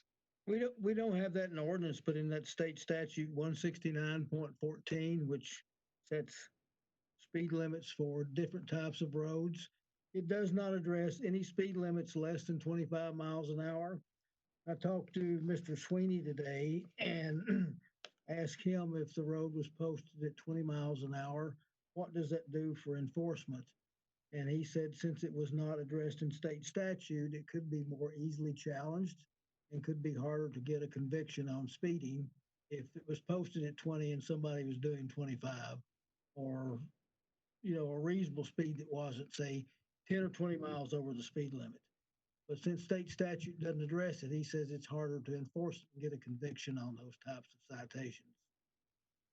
So then I guess my feeling about this is that, you know, we do not bring it down to the 20 miles an hour. I just think that I'm in agreement with Steve that that's too low. I would not be opposed to 25 miles an hour, but on the other hand, I didn't think 30 miles an hour was all that excessive either, even though I thought that, you know, boy, you are really moving on that road, you know, for that purpose. Steve, I really do like your idea, and I would like to maybe even move that to another work meeting, or even move it to a council point that, you know, we change, you know, basically every road to 25 miles per hour with that, you know, signage that, you know, on all the entrances to the city of East Bethel, similar to our engine brake signs that we put up recently, you know, so that we don't have to, you know, spend the money to, you know, mark every single street. So my recommendation is, you know, that currently we don't change the speed limit on Edmar Lane. Thanks. Yeah, again, I don't think this is really an enforcement matter. It's when someone sees a speed limit sign that says 20 or 25, you know somebody wants you to slow down. And so it kind of more sends a message than anything, because we're, you know, be honest, we're never going to send a deputy into a neighborhood to do radar. You know, that's just never going to happen. And it's not practical either. But for folks that we want to consider as responsible and see that there's a lower speed limit sign in this area, you know, I think the idea is for them to pay attention. And I know on my street, some of these delivery vehicles, and I know that school bus gets up to 30, there's no doubt. And they shouldn't be, because it's a narrow road, a lot of kids, a lot of animals and everything else. And there's no reason to be doing that through a residential neighborhood. One thing if it's a big platted subdivision, it's another thing to go through these old neighborhoods with small lots and narrow streets, so. What does council want to do on this particular item?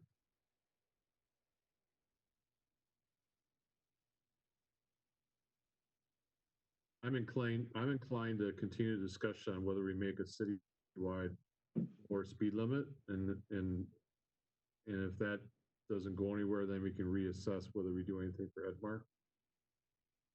That makes sense? I see head nodding. Almost anything makes sense. If they understood what the study produced, and that, you know, we have a hard time, it's already lower than what the study shows that the traffic's moving lower than what you want it to. In many of those cases. Yeah, what I'd like to see more of on this study is it shows the 85th percentile, but that tells me that there were some vehicles that were exceeding 30 miles an hour on this road, close to it.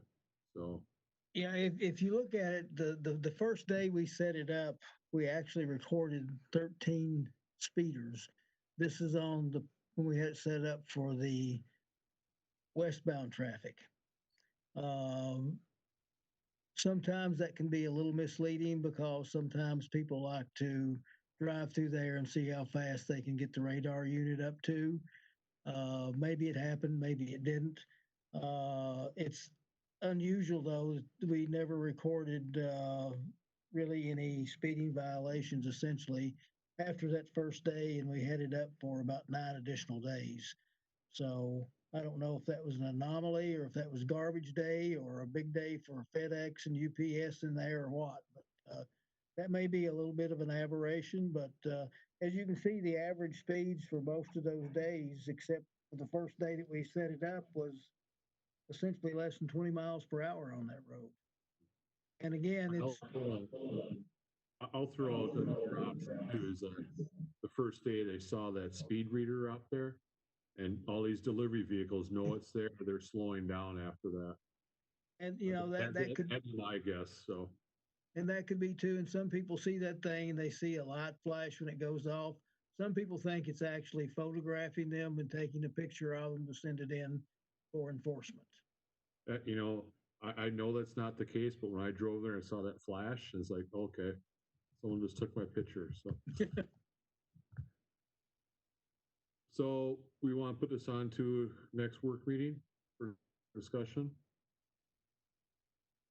I see 1 thumbs up, 2, 3. Okay, we'll add it to the next work meeting. So, all right. Item 6, the 2020-2021 Ice Arena operation. Thank you, Steve. It's getting almost time to consider opening the arena back up for hockey. We're going to have to factor some of the executive orders dealing with social distancing and COVID-19 requirements into this. The governor released his plan to reopen schools last week, which was to leave it up essentially to the individual school districts on how they wanted to do that. One factor that we've heard discussed too was there's a possibility of moving fall sports to spring. If that's the case, that would have some impact on our arena operations because currently boys and girls hockey are seasons overlap the Youth Hockey Association. We run these schedules concurrently, and the concurrent use of this facility spreads our operational costs between 2 users in a condensed period of time. Extension of the high school season to the spring would extend our ice in time for additional 2 months for only 1 user, and those 2 months would probably be at least March and April, which would be equivalent to our probably September, October operations, which are a little bit higher because of the warmer temperatures in keeping and maintaining the ice.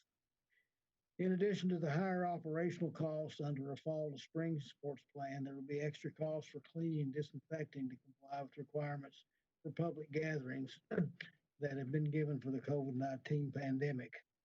Other issues to consider for the arena for the 2020-2021 operation include, but are not limited to, there would be restrictions on practice sizes and divisions of areas in the arena to accommodate these groups. These would have to be policed by the individual users. There would be limitations on occupancy of the building. The concession stand would not be open. There could be certain restrictions on the use or the amount of people in restrooms at any one time. The use of locker rooms is another issue that we will have to consider, and the potential loss of revenue for those things. There would be extra cleaning and monitoring of the building. There would be concerns regarding the potential for proper ventilation of the building.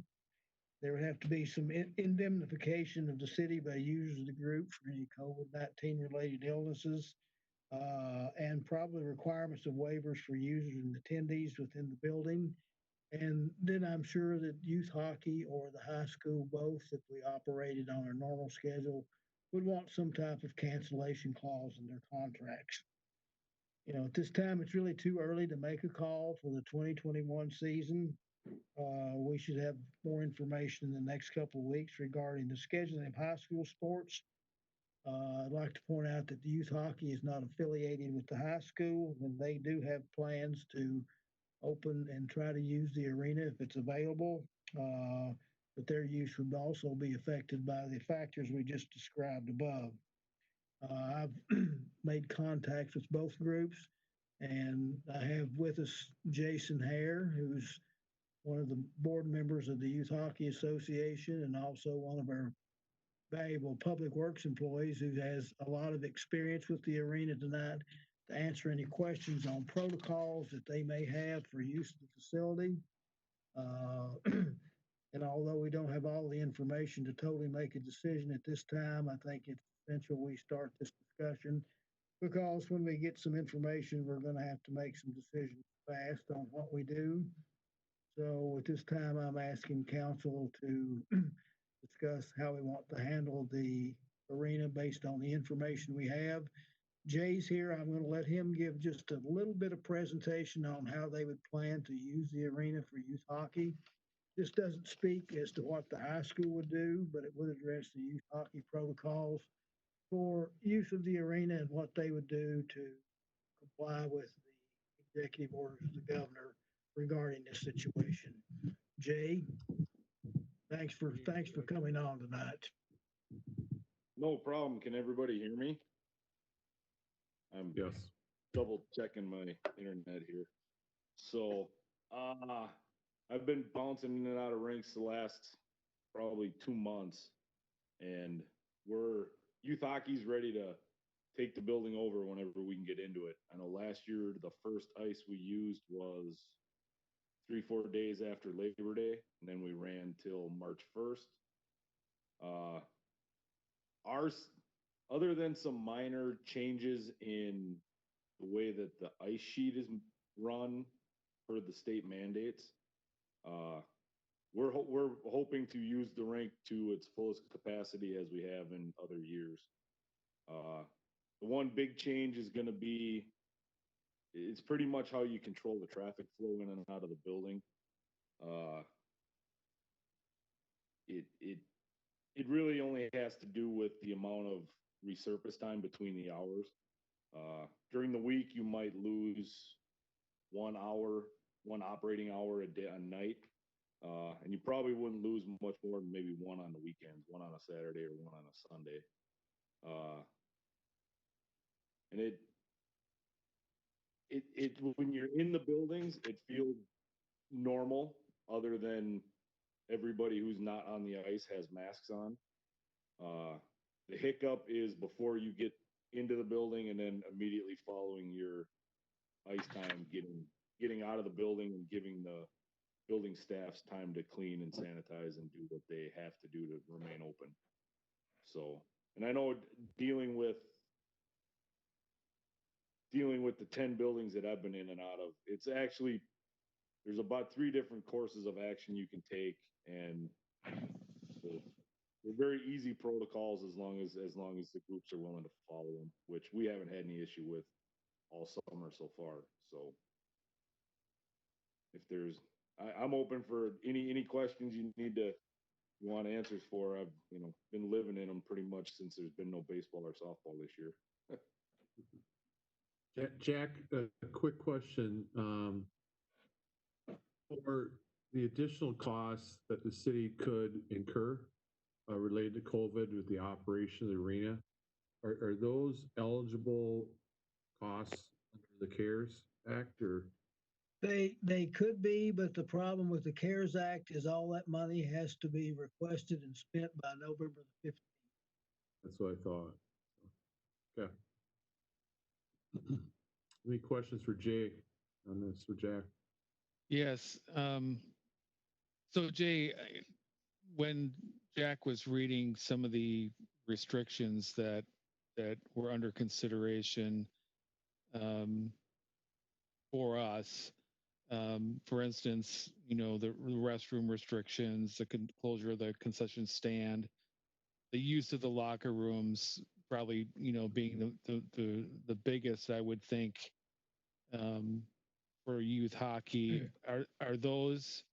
Were those things included when you were on these other rinks to start off with? Yes. I was at a tournament last weekend where my daughter played in Maple Grove. The drinking fountains were all shut down. They had one set of bathrooms and the locker rooms were open, and then one set in the lobby for the spectators. They had a lot of stuff was not running, no concession stand. They limited access into some of the more congregating areas and forced it to go outside. The locker rooms, the girls had to come dressed except for skates and helmet and some of the finishing touches. And then they were able to come into a room. You had about 15 minutes before your ice hour, tie in skates, get the girls dressed, get them ready to go, and then they hit the ice. And then we had 10 minutes after to get everybody outside. So it pretty much boiled down to get in, get your stuff done, play your game, get out. And if you can get completely undressed, packed up, and out of the building in your 10-minute allotment, a lot of girls were doing that. The boys groups are a little slower. They have a tendency to screw around a little more. But most of the only building that's really was hard to get in and out of was the super rink, because that's the only one that did temperature checks to anybody entering the building out of all 8 rinks. So they had two major entrances, and then the back rinks had staff monitoring temperatures. But other than that, Fogarty had 2 guys on for their 2 sheets. I was just at Anoka tonight. They had 1 guy on, and his job was resurface the ice, chase everybody out. Then he just goes in and wipes down all the locker rooms. And, they really minimize where the public can go, because then they don't got to clean it. So that's kind of the easiest way to explain it. But So then, I believe that's all my current questions. I mean, I realize that the city may be taking a risk financially if we find some restrictions down the road where we may have to close this facility down. I would still like to try to provide the opportunity for youth sports to be able to run in this facility. It's getting these kids in and out, playing on the ice, I think, is a lower risk than maybe some other sports that could happen.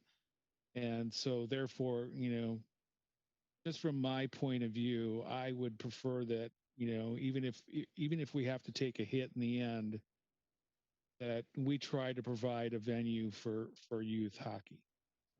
Thanks.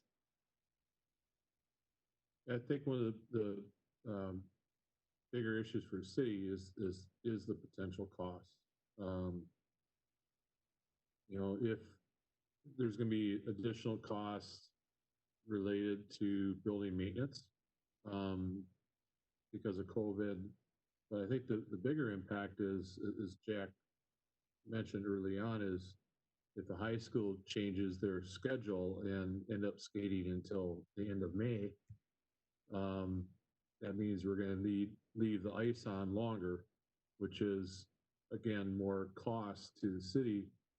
And yet there'll be less revenue coming in from both associations, assuming that, it's still the same fees that were charged last year. So, and I agree with keeping the venue open as well as we can and providing these opportunities to both the association and to the school district.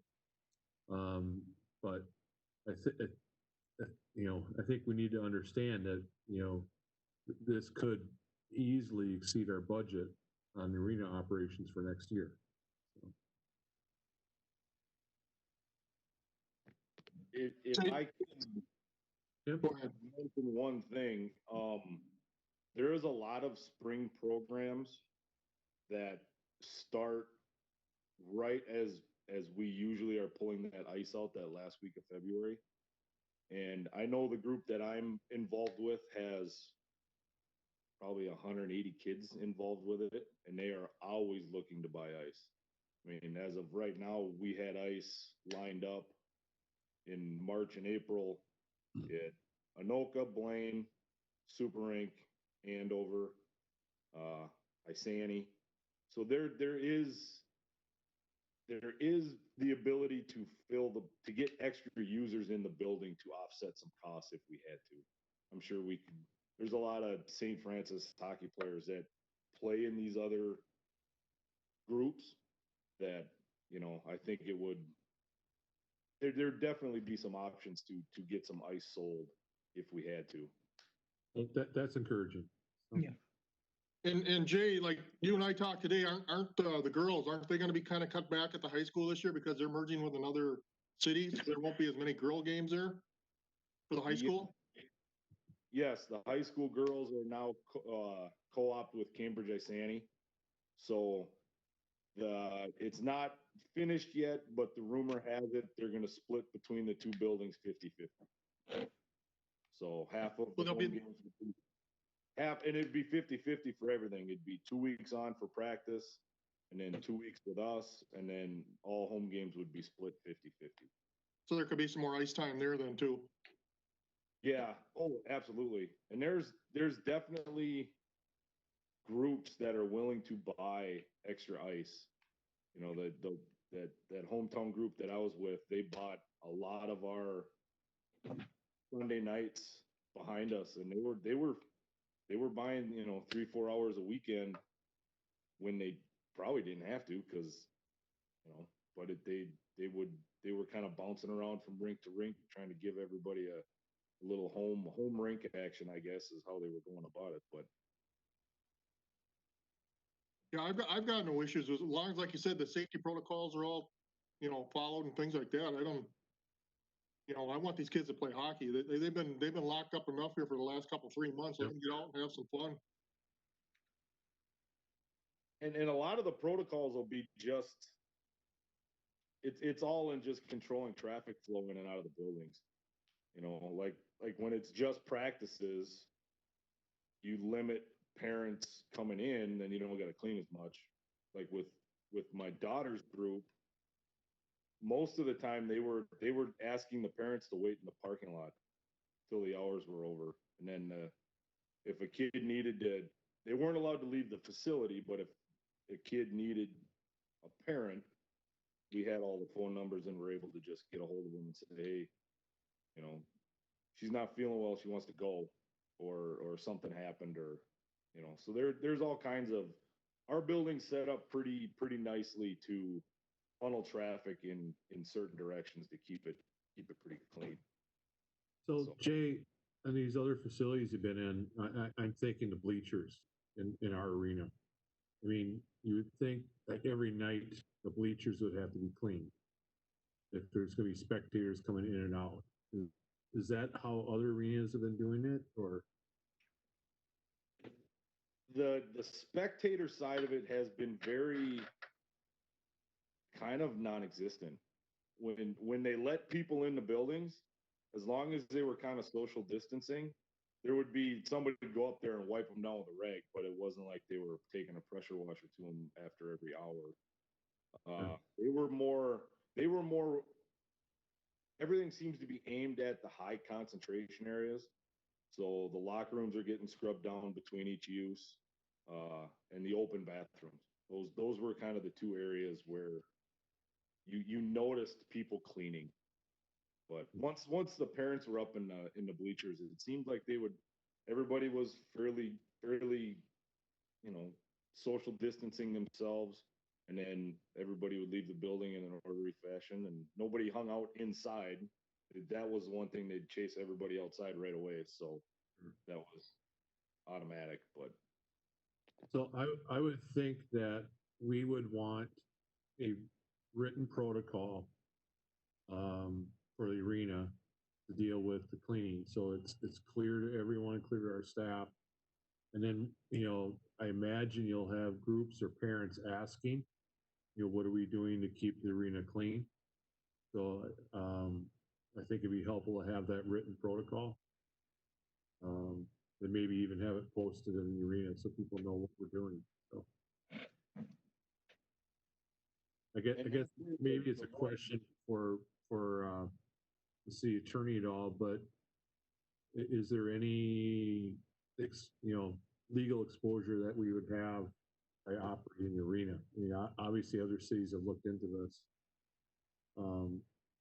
We're not guaranteeing a absolutely clean facility to everyone. So what I've come across is all of our practice facilities that we've used has made us as a group fill out a waiver for each kid. So I filled one out for my 7-year-old and my 11-year-old for the 4 main buildings we go into. And then the tournaments, the roster waiver qualifies as your COVID waiver. So that one was just fill it out as a team and you send it in, and that took care of that. Okay. So, And go ahead. I spoke to Pat about this today too, and he said something like a simple indemnification clause just in the rental agreement would also help cover us on this also. But does that cover spectators that are not part of the association or district that come in and then later on claim that because we didn't clean good enough, they got infected? That's where the waiver comes in. If we want to go to that degree of coverage, we would have to have everybody come in and sign a waiver of liability or release of liability. And all of the buildings now are limited to 2 spectators per skater. So pretty much it's mom and dad, and some families were carrying, bringing in a sibling just because they didn't have any other place to go with them. Most of all of the tournament rules that we've seen and arena rules that have been laid out all stated 2 spectators per family, and no, it pretty much mom or dad. I think one of the things we would have to do is figure out what we could accommodate with the social distancing requirements and set that as the occupancy capacity of the building. Then how we enforce it, we'd have to come up with a way of doing that. But I think that in order to maintain the social distancing issues now, there is exclusions for that. If you're a family, like if you're husband and wife and you come to see your kid play hockey, you can sit side by side. But if you're not related, then you're going to have to maintain that 6-foot distances. We can do that for the bleachers and the common areas and come up with some kind of reasonable figure for that. And the state the number of people you can put on the ice. So we can only have about 50, right around 50 people. I mean, some rinks are, if you're at 52, they're not going to make you take 2 people off, but it's the 50 number is pretty normal. So like when we're running our preseason camp in September, that allows us to put 2 age groups together for the whole 3 weeks of the camp, and we wouldn't have to worry about mixing kids up or anything like that. It would just be 50 kids and coaches on the ice, and then 2 parents per kid in the building, or you just don't let anybody in the building unless there's a game going on. That's a real popular way of some of these buildings are doing it too. I mean, if it's just a straight practice, sorry, but no spectators. Yeah, I'd agree with practice. You couldn't do that for the games, though. No, that would be pretty hard. Yeah.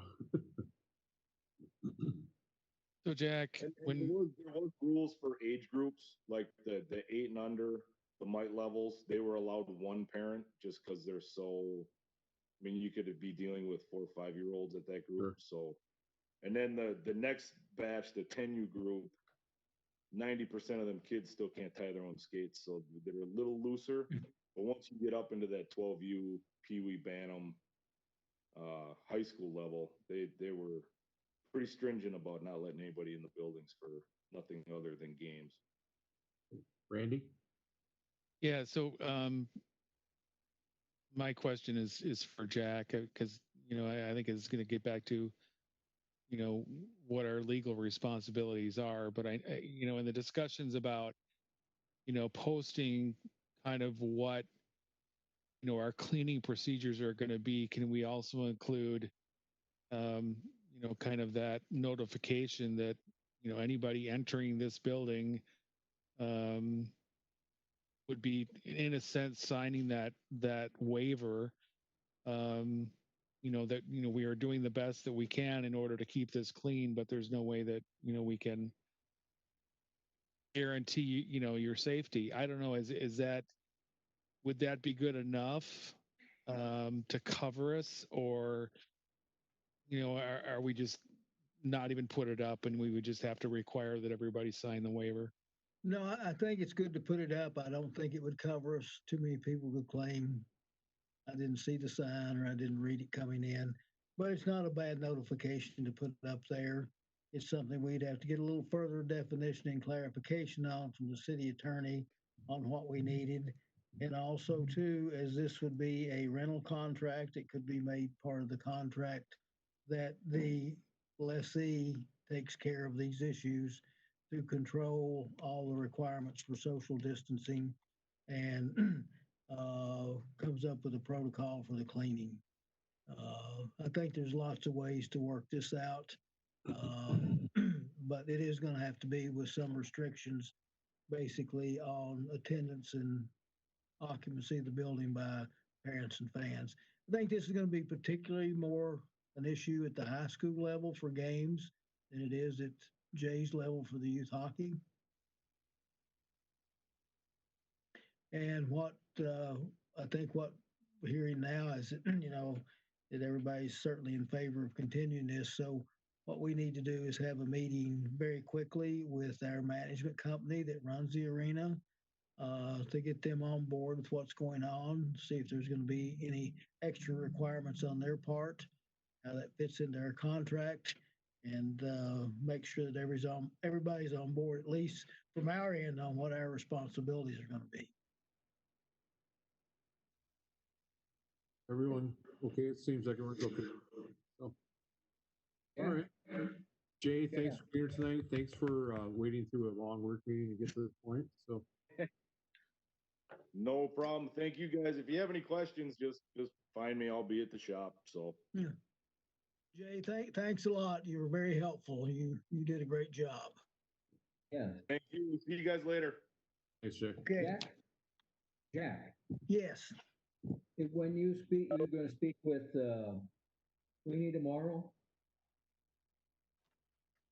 I can.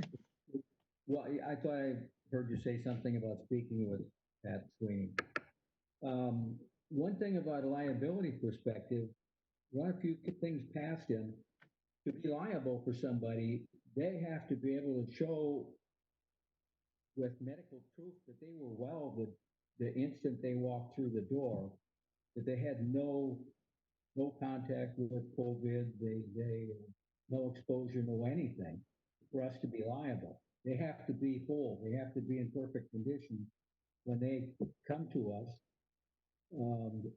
And then say they got sick at our place. You know, so is there, what can be in documents that we might prepare that Queenie could suggest, as far as notifying our potential risk for liability?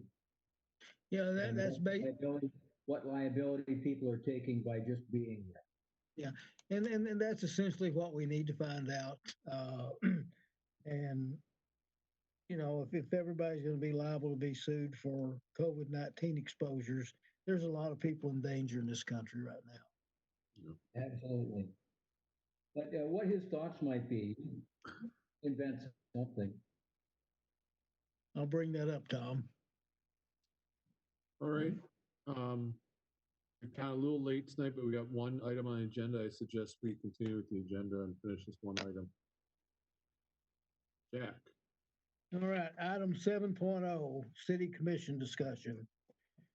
Beginning in 2014 with the deliberation to merge the city's Housing and Redevelopment Authority into the Economic Development Authority, discussions regarding the combining or eliminating of city commissions has been a topic that City Council evaluates as necessary.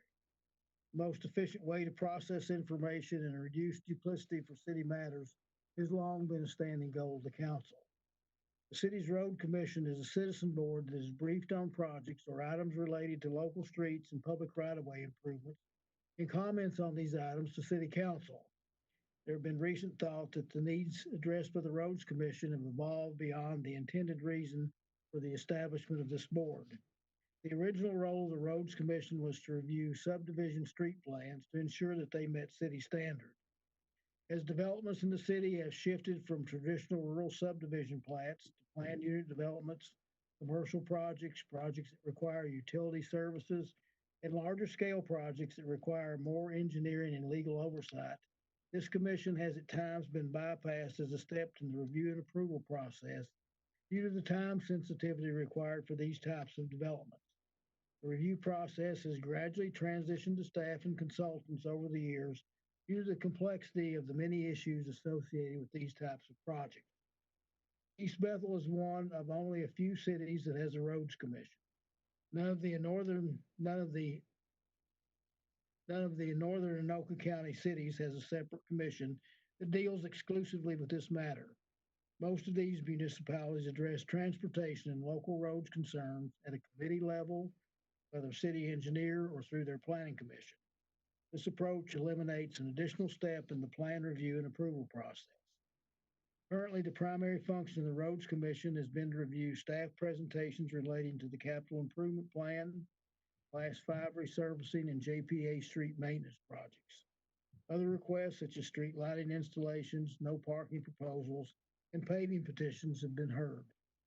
The final approval for any roads or public right-of-way improvements rests with the City Council. The Roads Commission has experienced recent difficulties in attracting applicants for vacancies on the board.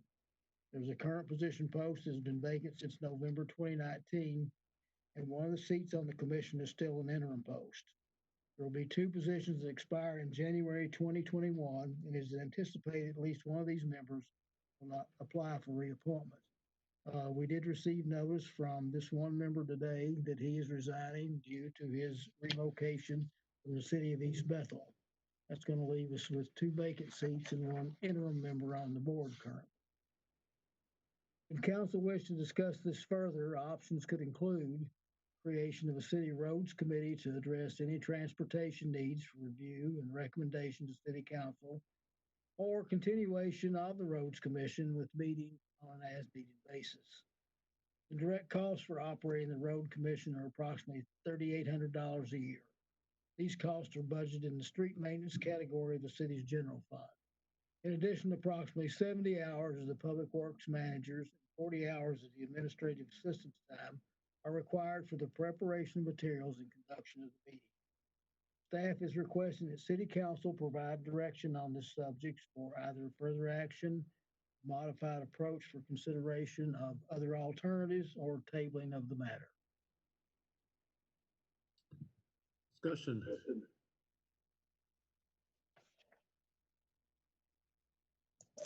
I have a question. Why do you think it's so hard to get the seats filled? Well, I think there's a number of reasons, Suzanne. I think we've entered an age too where volunteerism has fallen off, not only in East Bethel, but everywhere. I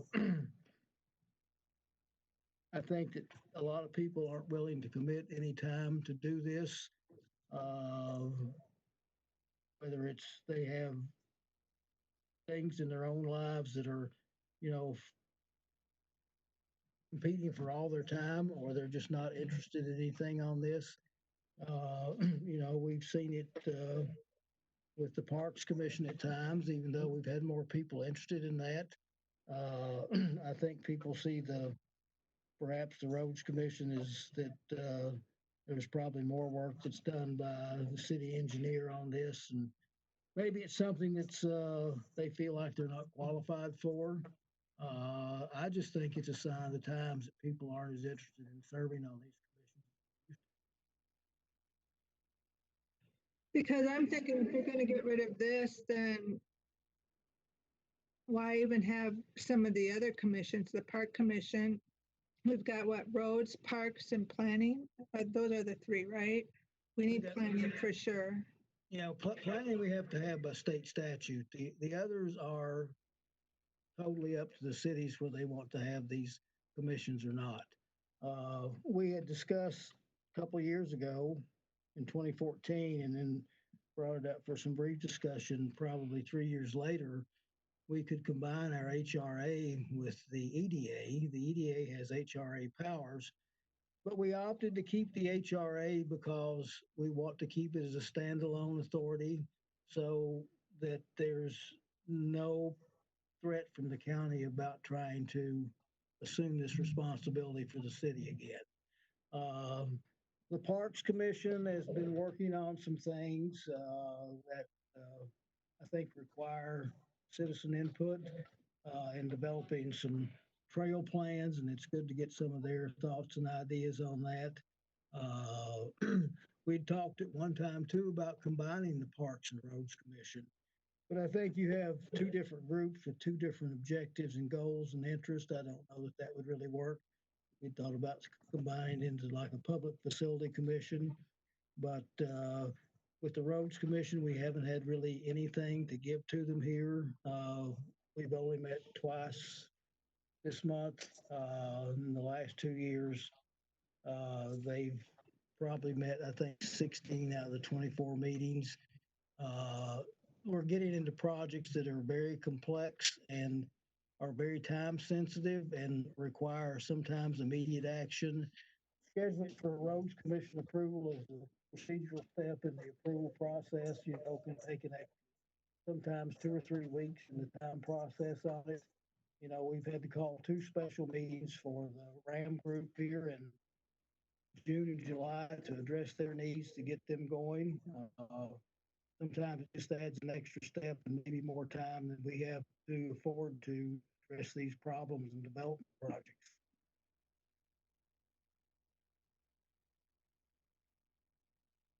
Hey, Jack, the creation of a city roads committee, what was that, who would be on something like that if it was something we were interested in? You know, that's entirely up to the council on the creation of a committee. Some cities have like the city engineer, the public works manager, up to 2 council persons, and perhaps the city administrator. And, you know, you could even have a couple of citizen individuals on there if you wanted to do it that way. But generally, the basic framework is city engineer, public works manager, 2 council members, and a city administrator. You can add other people if you'd like.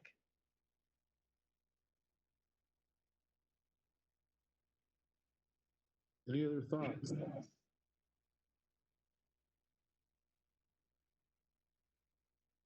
Well, I'd suggest, Jack, and for council that have staff prepare proposal on how this committee would work in lieu of the Roads Commission. have a little more detail. Maybe we get with Nate and come up with a plan for that. Jack, can I ask one other question? Do any of the other cities around us have roads commissions? No, none of the northern Anoka County cities have them. That includes Blaine. Some of the larger cities have transportation committees, but they deal with a lot more issues than we do. Multimodal transportation projects, trails, bicycle paths, electrification of vehicles for city use, rail transit, and things of that nature.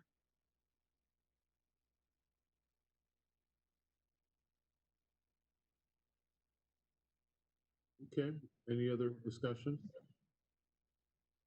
So my suggestion, having staff come back with a proposal to council, is that acceptable? Some 2 thumbs up, 3. Okay. So bring that to council next time when you're ready. Do we want to bring it to council, or do we want to bring it to another work meeting? Anyone's thoughts? Well, I think a work meeting, because we would have to discuss it and figure out, add or subtract whatever they input it into it. I don't think it would be ready to go to council right away. I'm fine with that. All right, very good. And that brings us to the end of our agenda for tonight. I'll make a motion to adjourn. Second, Motion made second. Jack, could you take roll call vote, please? Councilmember Plassance, Aye.